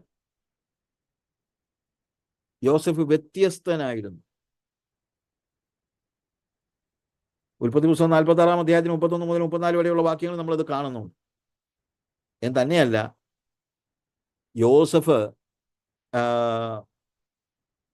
യാക്കോബ് അതിൻ്റെ ഉൽപ്പത്തി പുസ്തകം 49-ാം അധ്യായത്തിലേക്ക് വരുമ്പോൾ അവിടെ നമ്മൾ കാണുന്നത് അതിൻ്റെ 29 മുതലുള്ള വാക്യങ്ങൾ വായിക്കുമ്പോൾ അവൻ അവരോട് ആജ്ഞാപിച്ചു പറഞ്ഞത്, ഞാൻ എൻ്റെ ജനത്തോട് ചേരുമ്പോൾ നിങ്ങൾ ഹിത്യനായ എഫ്രോന്റെ നിലത്തിൽ ഗുഹയിൽ എൻ്റെ പിതാക്കന്മാരുടെ അടുക്കൽ എന്നെ അടക്കണം. കനാൻ ദേശത്ത് മമ്രയ്ക്ക് സമീപം അബ്രഹാം ഹിത്യനായ എഫ്രാനോട് നിലത്തോട് കൂടെ ശ്മശാന ഭൂമിയായി ജന്മം വാങ്ങിയ മക്പേല എന്ന നിലത്തിലെ ഗുഹയിൽ തന്നെ. അവിടെ അബ്രഹാമിനെയും അവൻ്റെ ഭാര്യയായ സാറയെയും ഇസ്ഹാക്കിനെയും അവൻ്റെ ഭാര്യയായ റിബേക്കയെയും അടക്കി. അവിടെ ഞാൻ ലേയെയും അടക്കി. അവിടെ തന്നെ എന്നെ അടക്കണമെന്ന് യാക്കോബ് മക്കളോട് പറയുകയാണ്. അതായത് മരിച്ചാൽ പോലും എൻ്റെ ശവശരീരം പോലും മിസ്രൈമിലേക്ക് ഞാൻ വിട്ടുകൊടുക്കത്തില്ല എന്നായിരുന്നു യാക്കോബ് പറയുന്നു. വ്യത്യസ്തനായിരിക്കുവാൻ ആഗ്രഹിച്ചവനായ യാക്കോബ്. യോസഫും അത് തന്നെയാണ് പറയുന്നത്. യോസഫും ഉൽപ്പത്തി പുസ്തകം 50-ാം അധ്യായത്തിൽ അതിൻ്റെ 24-25 വാക്യത്തിൽ, അനന്തരം യോസഫ് സഹോദരന്മാരോട്, ഞാൻ മരിക്കുന്നു, എന്നാൽ ദൈവം നിങ്ങളെ സന്ദർശിക്കുകയും ഈ ദേശത്തു നിന്നും താൻ അബ്രഹാമിനോടും ഇസ്ഹാക്കിനോടും യാക്കോബിനോടും സത്യം ചെയ്ത ദേശത്തേക്ക് കൊണ്ടുവരികയും ചെയ്യും എന്ന് പറഞ്ഞു. ദൈവം നിങ്ങളെ സന്ദർശിക്കുമ്പോൾ നിങ്ങൾ എൻ്റെ അസ്ഥികളെ ഇവിടെ നിന്ന് കൊണ്ടുപോകണമെന്ന് പറഞ്ഞ് യോസഫ് ഇസ്രായേൽ മക്കളെ കൊണ്ട് സത്യം ചെയ്യിച്ചു. നോക്കുക, അവരൊക്കെ വ്യത്യസ്തരാകുവാൻ, കൂടിക്കലരുവാൻ ഇഷ്ടപ്പെടാതിരുന്ന ആളുകളാണ്. കൂടിക്കലരുവാൻ ഇഷ്ടപ്പെടാതിരുന്നവരായ ആളുകൾ. പുറപ്പാട് പുസ്തകത്തിൽ നമ്മൾ വരുമ്പോൾ മോശയുടെ കാര്യത്തിലും മോശ വ്യത്യസ്തനായിരുന്നു. ഫറവോന്റെ പുത്രിയുടെ മകനായി കൊട്ടാരത്തിൽ വളർന്നവനാണ് മോശ എന്ന് നമുക്കറിയാം. പക്ഷേ ഫറവോന്റെ പുത്രിയുടെ മകനായി ജീവിക്കുവാനല്ല അവൻ ആഗ്രഹിച്ചത്. അവൻ കൊട്ടാരത്തിലുള്ള മറ്റുള്ളവരെ പോലെ ആയിരുന്നില്ല എന്നുള്ളതാണ് നമുക്ക് മനസ്സിലാക്കാൻ പറ്റുന്നത്. നമ്മൾ സ്തെഫാനോസിന്റെ പ്രസംഗം വായിക്കുമ്പോൾ അതിൻ്റെ അപ്പോസ്തല പ്രവൃത്തി 7-ാം അധ്യായത്തിൽ അവിടെ മോശയെക്കുറിച്ച് പറയുന്ന ഭാഗങ്ങൾ വായിക്കുമ്പോൾ നമുക്ക് മനസ്സിലാക്കാൻ പറ്റുന്ന ചില കാര്യങ്ങൾ. അതിൻ്റെ 22-ാമത്തെ വാക്യത്തിൽ മോശ മിസ്രൈമികളുടെ സകല ജ്ഞാനവും അഭ്യസിച്ചു, വാക്കിലും പ്രവൃത്തിയിലും സമർത്ഥനായിരുന്നു. ഒക്കെ ശരിയാണ്. എന്നാൽ ആ മിസ്രൈമിലെ കൊട്ടാരത്തിൽ വളരുമ്പോൾ പോലും മോശ കൊട്ടാരത്തിലുള്ള മറ്റുള്ളവരെ പോലെ ആകുവാനല്ല പരിശ്രമിച്ചത് എന്ന് നമുക്ക് മനസ്സിലാക്കണം. മോശയ്ക്ക് അവൻ ആരാണ് എന്നുള്ളത് അറിയാമായിരുന്നു. അവൻ്റെ ഐഡന്റിറ്റിയെക്കുറിച്ച് അവന് ബോധ്യമുണ്ടായിരുന്നു. അവനെക്കുറിച്ചുള്ള ദൈവോദ്ദേശ്യം എന്താണെന്നുള്ളത് അവന് ബോധ്യമുണ്ടായിരുന്നു. അപ്പോസ്തല പ്രവൃത്തികൾ 7-25 കാണുന്നത്, ദൈവം താൻ മുഖാന്തരം അവർക്ക് രക്ഷ നൽകുമെന്ന് സഹോദരന്മാർ ഗ്രഹിക്കുമെന്ന് അവൻ നിരൂപിച്ചു, എങ്കിലും അവർ ഗ്രഹിച്ചില്ല. അതായത് കൊട്ടാരത്തിൽ വളരുന്ന മോശയ്ക്ക് അറിയാമായിരുന്നു, എന്നിലൂടെയാണ് ദൈവം ഇസ്രായേൽ മക്കൾക്ക് രക്ഷ നൽകുന്നതെന്ന് അവൻ അറിയാമായിരുന്നു. അവൻ എങ്ങനെ അറിഞ്ഞു? അവൻ്റെ അമ്മ മുല കൊടുക്കാൻ അവനെ കൂട്ടിക്കൊണ്ടു പോകുമ്പോൾ മുല കൊടുക്കുന്നതിൻ്റെ കൂട്ടത്തിൽ ആത്മീയതയും പകർന്നു കൊടുത്തു. അവർ മോശയോട് പറഞ്ഞു, മോശേ, നീ ഫറവോന്റെ പുത്രിയുടെ മകൻ എന്നാണ് വിളിക്കപ്പെടുന്നത്. പക്ഷേ നീ ഫറവോന്റെ പുത്രിയുടെ മകളല്ല. നീ നീ ഒരു ഇസ്രായേല്യനാണ്. നീ യഹോവയുടെ മകനാണ്. നീ ജനിച്ചപ്പോൾ നിന്റെ മേൽ ഞങ്ങൾ ദിവ്യ സൗന്ദര്യം കണ്ടതാണ്. മോസസ് വാസ് ഡിവൈൻലി ബ്യൂട്ടിഫുൾ എന്ന് എഴുതിയിരിക്കുന്നത്. സൗന്ദര്യമുള്ളവനായിരുന്നു എന്ന നമ്മൾ പുറപ്പാട് പുസ്തകത്തിൽ കാണുന്നത്. പക്ഷേ അപ്പോസ്തല പ്രവൃത്തിയിൽ കാണുന്നത് അവൻ ദിവ്യ സൗന്ദര്യമുള്ളവനായിരുന്നു എന്നുള്ളതാണ്. അപ്പോസ്തല പ്രവൃത്തി 7:20. ആ കാലത്ത് മോശ ജനിച്ചു, ദിവ്യ സുന്ദരനായിരുന്നു. ദൈവത്തിന് അവനെക്കുറിച്ച് ഒരു പദ്ധതി ഉണ്ടായിരുന്നു. ആ പദ്ധതി എന്താണെന്ന് അവൻ മനസ്സിലാക്കിയത് കൊണ്ട് മിസ്രയീമിന്റെ സകല നിക്ഷേപത്തെക്കാളും ക്രിസ്തുവിനോടുകൂടെ നിന്ന വലിയ ധനം എന്ന് അവൻ എണ്ണുന്നതാ. നമ്മൾ എബ്രായ ലേഖനം 11-ാം അധ്യായത്തിൽ മോശയെക്കുറിച്ച് വിശ്വാസത്തിന്റെ കാര്യങ്ങൾ പറയുമ്പോൾ അതിൻ്റെ 24 മുതലുള്ള വാക്യങ്ങൾ വായിക്കുമ്പോൾ നമ്മൾ മനസ്സിലാക്കുന്ന കാര്യം അതാണ്. മോശ മിസ്രയീമിലെ സകല നിക്ഷേപത്തെക്കാളും എന്താണ് മിസ്രയീമിലെ നിക്ഷേപങ്ങളെക്കാൾ ക്രിസ്തുവിന്റെ നിന്ന വലിയ ധനം എന്ന് എണ്ണുകയും വിശ്വാസത്താൽ അവൻ അദൃശ്യ ദൈവത്തെ കണ്ടതുപോലെ ഉറച്ചു നിൽക്കയാൽ രാജാവിന്റെ കോപം ഭയപ്പെടാതെ മിസ്രയീം വിട്ടുപോകും. അവൻ പറഞ്ഞു, എനിക്ക് മിസ്രയീം വേണ്ട, എനിക്ക് ഫറവോന്റെ പുത്രിയുടെ മകനെന്ന് വിളിക്കപ്പെടണ്ട, എനിക്ക് ധനം വേണ്ട, എനിക്ക് സമ്പത്ത് വേണ്ട. ആ കാലയളവിലെ ഏറ്റവും വലിയ രാജ്യമാണ് മിസ്രയീം, ഏറ്റവും ധനമുള്ള രാജ്യം. ആ ധനിക രാജ്യത്തിൽ അവൻ പറഞ്ഞു, ഇല്ല, ഞാനൊരു എബ്രായനാണ്, ഞാൻ എബ്രായനായി ജീവിക്കും. അവൻ ക്രിസ്തുവിന്റെ നിന്ന വലിയ ധനം എന്ന് എണ്ണി. ഞാൻ ഈജിപ്തിൽ പോയിട്ടുണ്ട്, മമ്മികളൊക്കെ പോയി കണ്ടിട്ടുണ്ട്. ഈജിപ്തിൽ പ്രാർത്ഥിക്കാൻ വേണ്ടി പോയതാ, സ്ഥലം കാണാൻ വേണ്ടി ഒന്നും പോയതല്ല. പ്രാർത്ഥിക്കാൻ കർത്താവ് പറഞ്ഞതുകൊണ്ട് നേരെ അങ്ങ് പോയതാ, ആരെയും അറിയാതെ ആരെയും കാണാതെ പോയതാ. ആ കൂട്ടത്തിൽ ഒരിക്കലിങ്ങനെ നടന്നു പോയ കൂട്ടത്തിൽ ഈ മമ്മിയൊക്കെ ഉള്ള സ്ഥലം കണ്ടപ്പോൾ ഞാൻ അവിടെ നിന്ന് കയറി എന്നുള്ളതേ ഉള്ളൂ. അപ്പോൾ ഇപ്പോൾ അവിടെ മമ്മീസൊക്കെ ഞാൻ കണ്ടപ്പോഴത്തേക്ക് ഞാൻ ആലോചിക്കായിരുന്നു, എൻ്റെ ദൈവമേ, എന്തിനാ ഇത് ഇത്രയും വർഷങ്ങൾ സൂക്ഷിച്ചു വെച്ചത്? വൃത്തികെട്ട ആ മമ്മിയൊക്കെ കണ്ടു കഴിഞ്ഞാൽ വല്ലാതെ നമുക്ക് ഛർദ്ദിക്കാൻ വരും. അപ്പം ഞാൻ ആലോചിച്ചു, മോശയുടെ കാലയളവിൽ ഉണ്ടായിരുന്ന ഫറവോന്മാരുടെ മമ്മീസും ഞാൻ കണ്ടു. അപ്പം ഞാൻ ആലോചിച്ചു, മോശയെ ക്രിസ്തുവിൻ്റെ നിന്ന വലിയ ധനമെന്നെണ്ണി. ഇല്ലായിരുന്നെങ്കിൽ അവനും ഇതുപോലൊരു മമ്മി പോലെ ആയി, ഒരു മനുഷ്യനും കണ്ടാൽ ഛർദ്ദിക്കത്തക്ക രീതിയിൽ അങ്ങനൊരു അവസ്ഥയായി പോയതിനെ വേണ്ടി ഈ മോശയുടെ. എന്നാൽ മോശ വ്യത്യസ്തനാവുവാൻ തീരുമാനിച്ചതുകൊണ്ട് ദൈവം അവനെ മാനിച്ചു.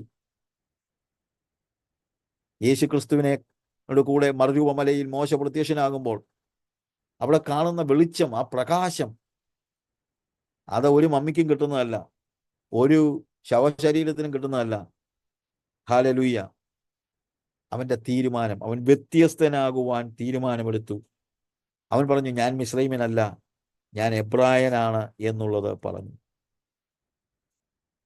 അതിനുശേഷമാണ് ഇസ്രായേൽ മക്കളെ മോശ മിസ്രൈമിൽ നിന്ന് വിടുവിച്ചു കൊണ്ടുവരുന്നത്. അവിടെ ഇസ്രായേൽ മക്കൾ മിസ്രൈമിൽ നിന്ന് പോരുമ്പോൾ അവർ വ്യത്യസ്തരായിരുന്നു. അവരെല്ലാ കാലയളവിലും അവർ മിസ്രൈമിലോട്ട് ഇടകലരുവാനായിട്ട് ദൈവം ആഗ്രഹിച്ചില്ല. ഇടയ്ക്ക് അവർ സമ്മിശ്ര ജാതിയൊക്കെ ഉണ്ടായി എന്നുള്ളത് ശരിയാണ്, പക്ഷെ ദൈവത്തിന്റെ പദ്ധതി ആയിരുന്നില്ല. ഇസ്രായേൽ മക്കളുടെ വേർപാട്, അവരെ ദൈവം മിസ്രൈമിൽ നിന്ന് മാറ്റി, മിസ്രൈമ്യരിൽ നിന്ന് വ്യത്യസ്തരാക്കി. ആ ഒരു വേർപാട് വിവരിക്കുന്നില്ല, ഞാൻ പറയട്ടെ. ആ വേർപാടിന്റെ 2 ചിഹ്നങ്ങൾ നമ്മൾ കാണും. ഒന്ന്, പെസഹ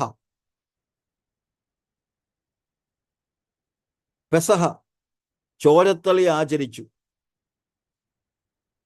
അതായത് മിസ്രൈമിൽ നിന്ന് അവരെ വിടുവിക്കുവാൻ ദൈവം അവരെ നിയോഗിച്ചപ്പോൾ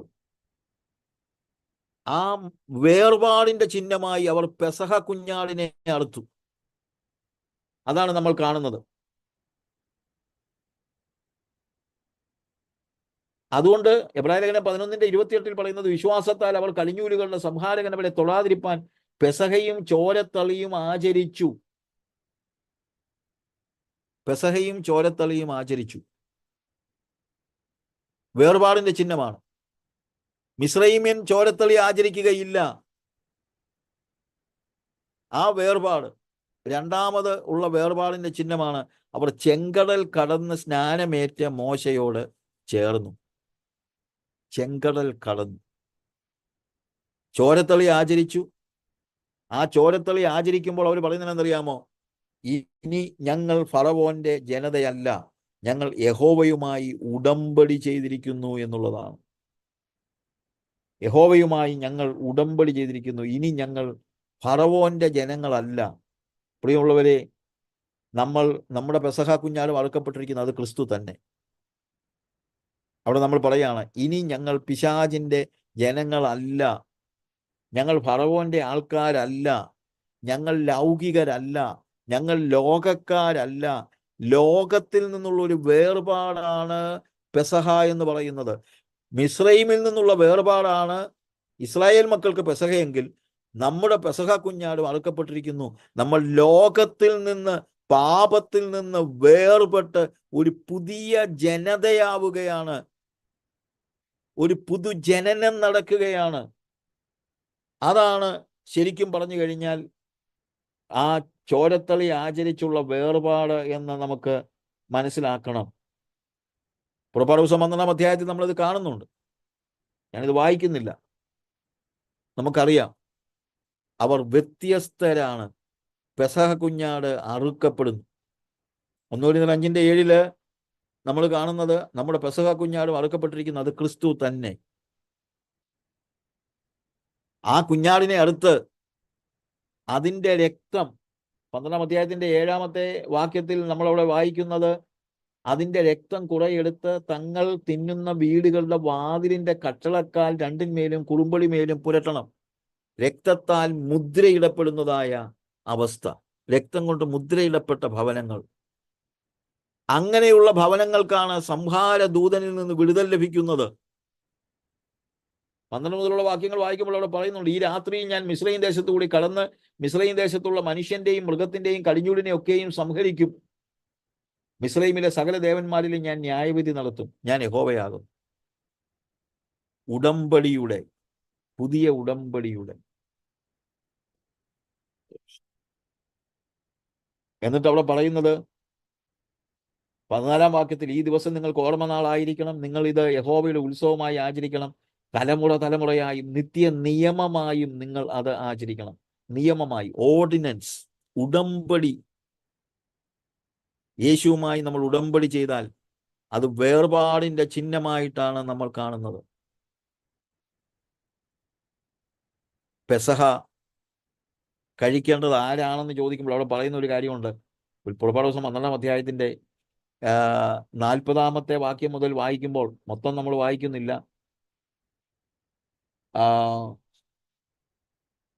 ഇസ്രായേൽ മക്കൾ മിസ്രൈമിൽ കഴിച്ച പരദേശവാസം 430 സംവത്സരമായിരുന്നു. താഴോട്ട് നമ്മൾ വായിക്കുമ്പോഴത്തേക്ക് അവിടെ നമ്മൾ കാണുന്നത് പെസഹയുടെ ചട്ടം ഇതാകുന്നു, അന്യജാതിക്കാരനായ ഒരുത്തനും അത് തിന്നരുത്. അതായത് ഇത് സെക്ലൂഡഡ് ആയിട്ടുള്ള ആ ഉടമ്പടി ചെയ്തവർക്ക് മാത്രമുള്ളതാണ് എന്നുള്ളത് നമ്മൾ മനസ്സിലാക്കണം. എന്ന് തന്നെയല്ല, പരിച്ഛേദന ഏറ്റവർ മാത്രമേ അത് തിന്നാവൂ എന്നാണ് അവിടെ പറഞ്ഞിരിക്കുന്നത്. അല്ലാത്ത ആരും പരിച്ഛേദന, 48-ാം വാക്യത്തിന്റെ അവസാനം നമ്മൾ, പരിച്ഛേദനയില്ലാത്ത ഒരുത്തനും അത് തിന്നരുത്. സ്വദേശിക്കും നിങ്ങളുടെ ഇടയിൽ പാർക്കുന്ന പരദേശിക്കും ഒരു ന്യായപ്രമാണം തന്നെ ആയിരിക്കണം ഇസ്രായേൽ മക്കളൊക്കെയും. അതായത് പരിച്ഛേദന ഏൽക്കാത്ത ഒരു വ്യക്തിയും പെസഹ തിന്നാൻ പാടില്ല എന്ന് നമ്മൾ കൃത്യമായിട്ട് അവിടെ കാണുന്നുണ്ട്. ഉടമ്പടി ചെയ്തവരാണ് നമ്മൾ വ്യത്യസ്തരാണ് എന്നുള്ളത് നമ്മൾ മനസ്സിലാക്കണം. പെസഹ ഫറവോന്റെ രാജ്യത്തിൽ നിന്നുള്ള വിടുതലാണ് നമ്മൾ കാണുന്നത്. പെസഹ ഫറവോന്റെ രാജ്യത്ത് നിന്നുള്ള ആ വീണ്ടെടുപ്പിന്റെ ചിഹ്നമായിട്ട്. എന്നാൽ ചെങ്കടൽ കടക്കുമ്പോൾ ആ ഭാഗങ്ങളിലേക്ക് നമ്മൾ പോകുന്നില്ല. ഇക്കരെ മിസ്രയീമും അക്കരെ മരുഭൂമിയുമാണ്. അതായത്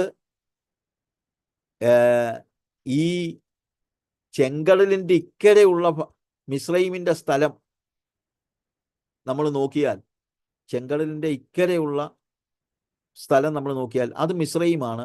അതിൻ്റെ ഉടമസ്ഥൻ മിസ്രയീമിന്റെ രാജാവായ ഫറവോനാണ്. എന്നാൽ ചെങ്കടലിന് അക്കരെ മരുഭൂമിയിൽ ഫറവോന് അധികാരമില്ല. ഫറവോൻ അധികാരമില്ലാത്ത ഒരു സ്ഥലത്തേക്ക് കയറുകയാണ് ചെങ്കടലിനക്കരെ. ഇതുപോലെയാണ് നമ്മൾ ശരിക്കും സ്നാനമേറ്റ് ക്രിസ്തുവിനോട് ചേരുമ്പോൾ അതുവരെ നമ്മൾ രക്ഷിക്കപ്പെട്ട സമയത്തും പിശാചിന് നമ്മളുടെ മേൽ നമ്മളെ തൊടാനുള്ള അവകാശം പോലും അതോടുകൂടെ ഇല്ലാതെയാവുകയാണ്. സ്നാനമേറ്റ് പുതിയ ലോകത്തിലേക്ക് പ്രവേശിക്കുമ്പോൾ പിന്നീട് നമ്മൾ ഫറവോന്റെ അടിമത്തത്തിന് കീഴിലല്ല. അതുകൊണ്ടാണ് പാട്ടുകാരൻ പാടുന്നത്, ഫറവോനു ഞാനിനി അടിമയല്ല, പരമസിയോനു ഞാൻ അന്യനല്ല, പരമസിയോനു ഞാൻ അന്യനല്ല.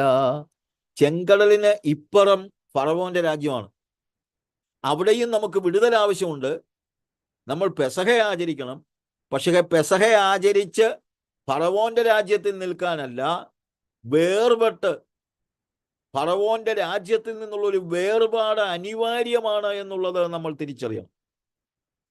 അങ്ങനെ വേർപെട്ട് ഇക്കരെ ഫറവോന്റെ രാജ്യം, അവിടെ നിന്ന് അവിടെ അവൻ അധികാരമുണ്ട്. ചെങ്കടലിന്റെ അക്കരെ ഫറവോന് അധികാരമില്ല. പുതിയ ഭരണത്തിലേക്ക് പെസഹ ആചരിച്ചപ്പോൾ മുതൽ അവൻ പുതിയ ഭരണത്തിന് കീഴിലാണ്. കാര്യം പെസഹ ആചരിക്കുമ്പോൾ മുതൽ, ചോരത്തളി ആചരിക്കുമ്പോൾ മുതൽ അവനെ നയിക്കുന്നതും നടത്തുന്നതും ദൈവമാണ്. എന്നാൽ ഇപ്പോൾ ഭരണത്തിന് കീഴിൽ മാത്രമല്ല, പുതിയ രാജ്യത്തിലേക്ക് പ്രവേശിക്കുകയാണ്. ഇതാണ് വേർപാടിൻ്റെ അർത്ഥം എന്ന് പറയുന്നത്. വേർപാട്, ശരിയായിട്ടുള്ള ഒരു വേർപാട് നമുക്ക് അനിവാര്യമാണ്. പലപ്പോഴും നമ്മൾ ഈ വേർപാടിൻ്റെ കാര്യത്തെക്കുറിച്ച് അത്രയേറെ പ്രാധാന്യം കൊടുക്കാറില്ല എന്നുള്ളത് വലിയൊരു കഷ്ടമായ കാര്യമാണ്. ശരിയായിട്ടും പ്രാധാന്യം കൊടുക്കേണ്ട ഒരു കാര്യമാണ് വേർപാട് എന്ന് പറയുന്നത്. സ്നാനത്തിൻ്റെ പ്രത്യേകത അതാണ്. 1 കൊരിന്ത്യർ 10-ാം അധ്യായത്തിൽ എൻ്റെ 2-ാമത്തെ വാക്യത്തിൽ, എല്ലാവരും സമുദ്രത്തിലൂടെ കടന്നു, എല്ലാവരും മേഘത്തിലും സമുദ്രത്തിലുള്ള സ്നാനമേറ്റ മോശയോട് ചേർന്നു. എല്ലാവരും സമുദ്രത്തിലൂടെ കടന്നു, എല്ലാവരും മേഘത്തിലും സമുദ്രത്തിൽ സ്നാനമേറ്റ് മോശയോട് ചേർന്നു. നമ്മൾ മോശയോടല്ല, നമ്മൾ യേശുവിനോട്, ക്രിസ്തുവിനോട് ചേരുന്നു. അങ്ങനെ മിസ്രയീം വിട്ട ജനം വേർപെട്ടവരായിരിക്കണം എന്നുള്ളത് നമ്മൾ തിരിച്ചറിയണം. വേർപാട് അല്ലാതെ വെറുതെ ഞാൻ രക്ഷിക്കപ്പെട്ടതാണെന്ന് മാത്രം പറഞ്ഞിട്ട് കാര്യമില്ല. രക്ഷിക്കപ്പെട്ടവൻ വേർപെടേണ്ടത് അത്യാവശ്യമാണ്. ഒരു വേർപാടിൻ്റെ സന്ദേശം വളരെ അനിവാര്യമാണ് എന്നുള്ളത് നമ്മൾ മറന്നു പോകരുത്. ലേവ്യ പുസ്തകം 18-ാം അധ്യായത്തിൻ്റെ 2 മുതലുള്ള വാക്യങ്ങൾ വായിക്കുമ്പോൾ, ലേവ്യ പുസ്തകത്തിൽ ഇസ്രായേൽ മക്കളോട്, നീ ഇസ്രായേൽ മക്കളോട് പറയേണ്ടത് എന്തെന്നാൽ, ഞാൻ നിങ്ങളുടെ ദൈവമായ യഹോവയാകുന്നു. നിങ്ങൾ പാർത്തിരുന്ന മിസ്രയീം ദേശത്തിലെ നടപ്പ് പോലെ നിങ്ങൾ നടക്കരുത്. ഞാൻ നിങ്ങളെ കൊണ്ടുപോകുന്ന കനാൻ ദേശത്തിലെ നടപ്പ് പോലെയും അരുത്. അവരുടെ മര്യാദ ആചരിക്കരുത്. അതായത് നമ്മൾ ടോട്ടലി വിട്ടുപോന്ന മിസ്രയീമിലെ നടപ്പ് പോലെ അരുത്. നമ്മളിപ്പോൾ എത്തിപ്പെട്ടിരിക്കുന്ന കനാൻ നാടുണ്ടല്ലോ, ആ കനാൻ നാട്ടിലെ കനാന്യരുടെ നടപ്പ് പോലെയും ആകരുത്. വിജാതീയരെ പോലെ ആകരുത് എന്ന് തന്നെയല്ല, നമ്മൾ ഇപ്പോൾ ജീവിക്കുന്ന നമ്മുടെ ജനത, നമ്മുടെ ചുറ്റുപാടുമുള്ളവരെ പോലെ ആകരുത്. മിസ്രൈമ്യരെ പോലെ ആകരുത്, കനാന്യരെ പോലെയും ആകരുത് എന്ന് കൃത്യമായിട്ട് അവിടെ പഠിപ്പിക്കുകയാണ്. അതുകൊണ്ട് 5-ാമത്തെ വാക്യത്തിൽ, ആകയാൽ എൻ്റെ ചട്ടങ്ങളും ന്യായങ്ങളും നിങ്ങൾ പ്രമാണിക്കണം, അവയെ ചെയ്യുന്ന മനുഷ്യൻ അവയാൽ ജീവിക്കും, ഞാൻ യഹോവയാകും. ദൈവത്തിൻ്റെ വാഗ്ദത്തമാണ് ശരിക്കും പറഞ്ഞു കഴിഞ്ഞാൽ നമ്മളെ കർത്താവ് സംരക്ഷിച്ച് വളർത്തുമെന്നുള്ളത് കർത്താവിൻ്റെ വാഗ്ദത്തമാണ്. എന്നാൽ ദൈവത്തിൻ്റെ വാഗ്ദത്തം അതാണെങ്കിലും ദൈവത്തിൻ്റെ നമ്മുടെ ഉത്തരവാദിത്വം എന്ന് പറയുന്നത് നമ്മൾ വേർപെടുക എന്നുള്ളത് നമ്മൾ മനസ്സിലാക്കണം. കർത്താവ് പറയുന്നു, പുറപ്പാട് ദിവസം 23-23 എന്റെ ദൂതൻ നിനക്ക് മുമ്പായി നടന്ന് നിന്നെ അമോരിയർ, ഹിത്യർ, പെരിസിയർ, കനാന്യർ, ഹിവ്യർ, ദെബൂസിയർ എന്നിവരുടെ ദേശത്തെ കൊണ്ടുപോകും. അവരെ ഞാൻ നിർമൂലമാക്കും. അത് ദൈവത്തിന്റെ വാഗ്ദത്തമാണ്. എന്നാൽ നമ്മുടെ ഉത്തരവാദിത്വം 24, അവരുടെ ദേവന്മാരെ നമസ്കരിക്കരുത്, അവയെ സേവിക്കുകയും അരുത്, അവരുടെ പ്രവൃത്തികൾ പോലെ പ്രവർത്തിക്കരുത്, അവരെ അശേഷം നശിപ്പിച്ച് അവരുടെ വിഗ്രഹങ്ങളെ തകർത്ത് കളയണം. കനാന്യരോടോ അവരുടെ ദേവന്മാരോടോ ഉടമ്പടി ചെയ്യരുത്. അതിന്റെ തന്നെ 32-ാമത്തെ വാക്യത്തിൽ നമ്മൾ വായിക്കുമ്പോൾ അവിടെ കാണുന്ന കാര്യം അതാണ്. അവരോട് എങ്കിലും അവരുടെ ദേവന്മാരോടെങ്കിലും ഉടമ്പടി ചെയ്യരുത്. മിസ്രൈമ്യരോട് വേർപെട്ടവരായിരിക്കണം, കനാന്യരോടും വേർപെട്ടവരായിരിക്കണം. നമ്മുടെ സമൂഹത്തിൽ നമ്മൾ ജീവിക്കുമ്പോൾ നമ്മൾ കഴിഞ്ഞ കാലങ്ങളിൽ ഏത് സമൂഹത്തിൽ നമ്മൾ ജീവിച്ചോ അവരോട്, വിജാതീയരോട് നമ്മൾ ചേരരുത്. വിജാതീയരോട് മാത്രമല്ല, നമ്മൾ താമസിക്കുന്ന, നമ്മൾ ജീവിക്കുന്ന ഈ ലോകത്തിൽ നമ്മുടെ ചുറ്റുമുള്ള ലൗകികരായ ആളുകളോടുകൂടെയും നമ്മൾ ചേരരുത്. മറ്റു മതത്തിലുള്ളവരോട് ഉടമ്പടി ചെയ്യരുതെന്ന് മാത്രമല്ല, നമ്മുടെ ക്രിസ്തീയ മണ്ഡലത്തിലുള്ളവരാണെങ്കിൽ പോലും ലൗകികതയിൽ ജീവിക്കുന്നവരോട് ഒരു ഉടമ്പടിയും നമ്മൾ ചെയ്യാനായിട്ട് പാടില്ല എന്നുള്ളതാണ് നമുക്ക് മനസ്സിലാക്കേണ്ടതായ കാര്യം. കാരണം നമ്മൾ തനിച്ചു പാർക്കുന്ന ഒരു ജനമാണ്. സംഖ്യാപുസ്തകം, അതുപോലെ വായിച്ച് ഞാൻ എൻ്റെ വാക്കുകളെ അവസാനിപ്പിക്കുകയാണ്. സംഖ്യാപുസ്തകത്തിൽ അതിൻ്റെ 29-ാമത്തെ അധ്യായത്തിൽ ബിലയാമിൻ്റെ സുഭാഷിതം നമ്മൾ വായിക്കുമ്പോൾ അതിൻ്റെ 23-ാമത്തെ അധ്യായത്തിൽ, സംഖ്യാപുസ്തകം 23-ന്റെ 9 നമ്മൾ കാണുന്നത്, ശിലാഗ്രഹങ്ങളിൽ നിന്ന് ഞാൻ അവനെ കാണുന്നു, ഗിരികളിൽ നിന്ന് ഞാൻ അവനെ ദർശിക്കുന്നു. ഇതാ തനിച്ചു പാർക്കുന്ന ഒരു ജനം, ജാതികളുടെ കൂട്ടത്തിൽ എണ്ണപ്പെടുന്നതുമില്ല. ഇതാ തനിച്ചു പാർക്കുന്ന ഒരു ജനം, ജാതികളുടെ കൂട്ടത്തിൽ എണ്ണപ്പെടുന്നതുമില്ല. പ്രിയമുള്ളവരെ, ഇങ്ങനെ തനിച്ചു പാർക്കുന്ന ഒരു ജനമായി ജീവിക്കുവാനാണ് ദൈവം നമ്മളെക്കുറിച്ച് ഉദ്ദേശിക്കുന്നത്. തനിച്ചു പാർക്കാന്ന് പറഞ്ഞു കഴിഞ്ഞാൽ ഒറ്റയ്ക്ക് ഏതെങ്കിലും ഒരു കാട്ടിൽ പോയി താമസിക്കുക എന്നുള്ള അർത്ഥത്തിലല്ല. നമ്മൾ ജീവിക്കുന്നത് ഈ ലോകത്തിലാണ്. നമ്മുടെ ചുറ്റുപാടുമുള്ള ജനങ്ങൾ ഈ ലൗകികരായ ആളുകളുടെ ഇടയിൽ തന്നെയാണ് നമ്മൾ ജീവിക്കുന്നത്. പക്ഷേ നമ്മൾ തനിച്ചു പാർക്കുന്ന ഒരു ജനം, ജാതികളുടെ കൂട്ടത്തിൽ എണ്ണപ്പെടുന്നതുമില്ല. അങ്ങനെ ഒരു വ്യത്യസ്തത സൂക്ഷിക്കുവാൻ ദൈവമായ കർത്താവ് നമ്മളെ സഹായിക്കുമാറാകട്ടെ.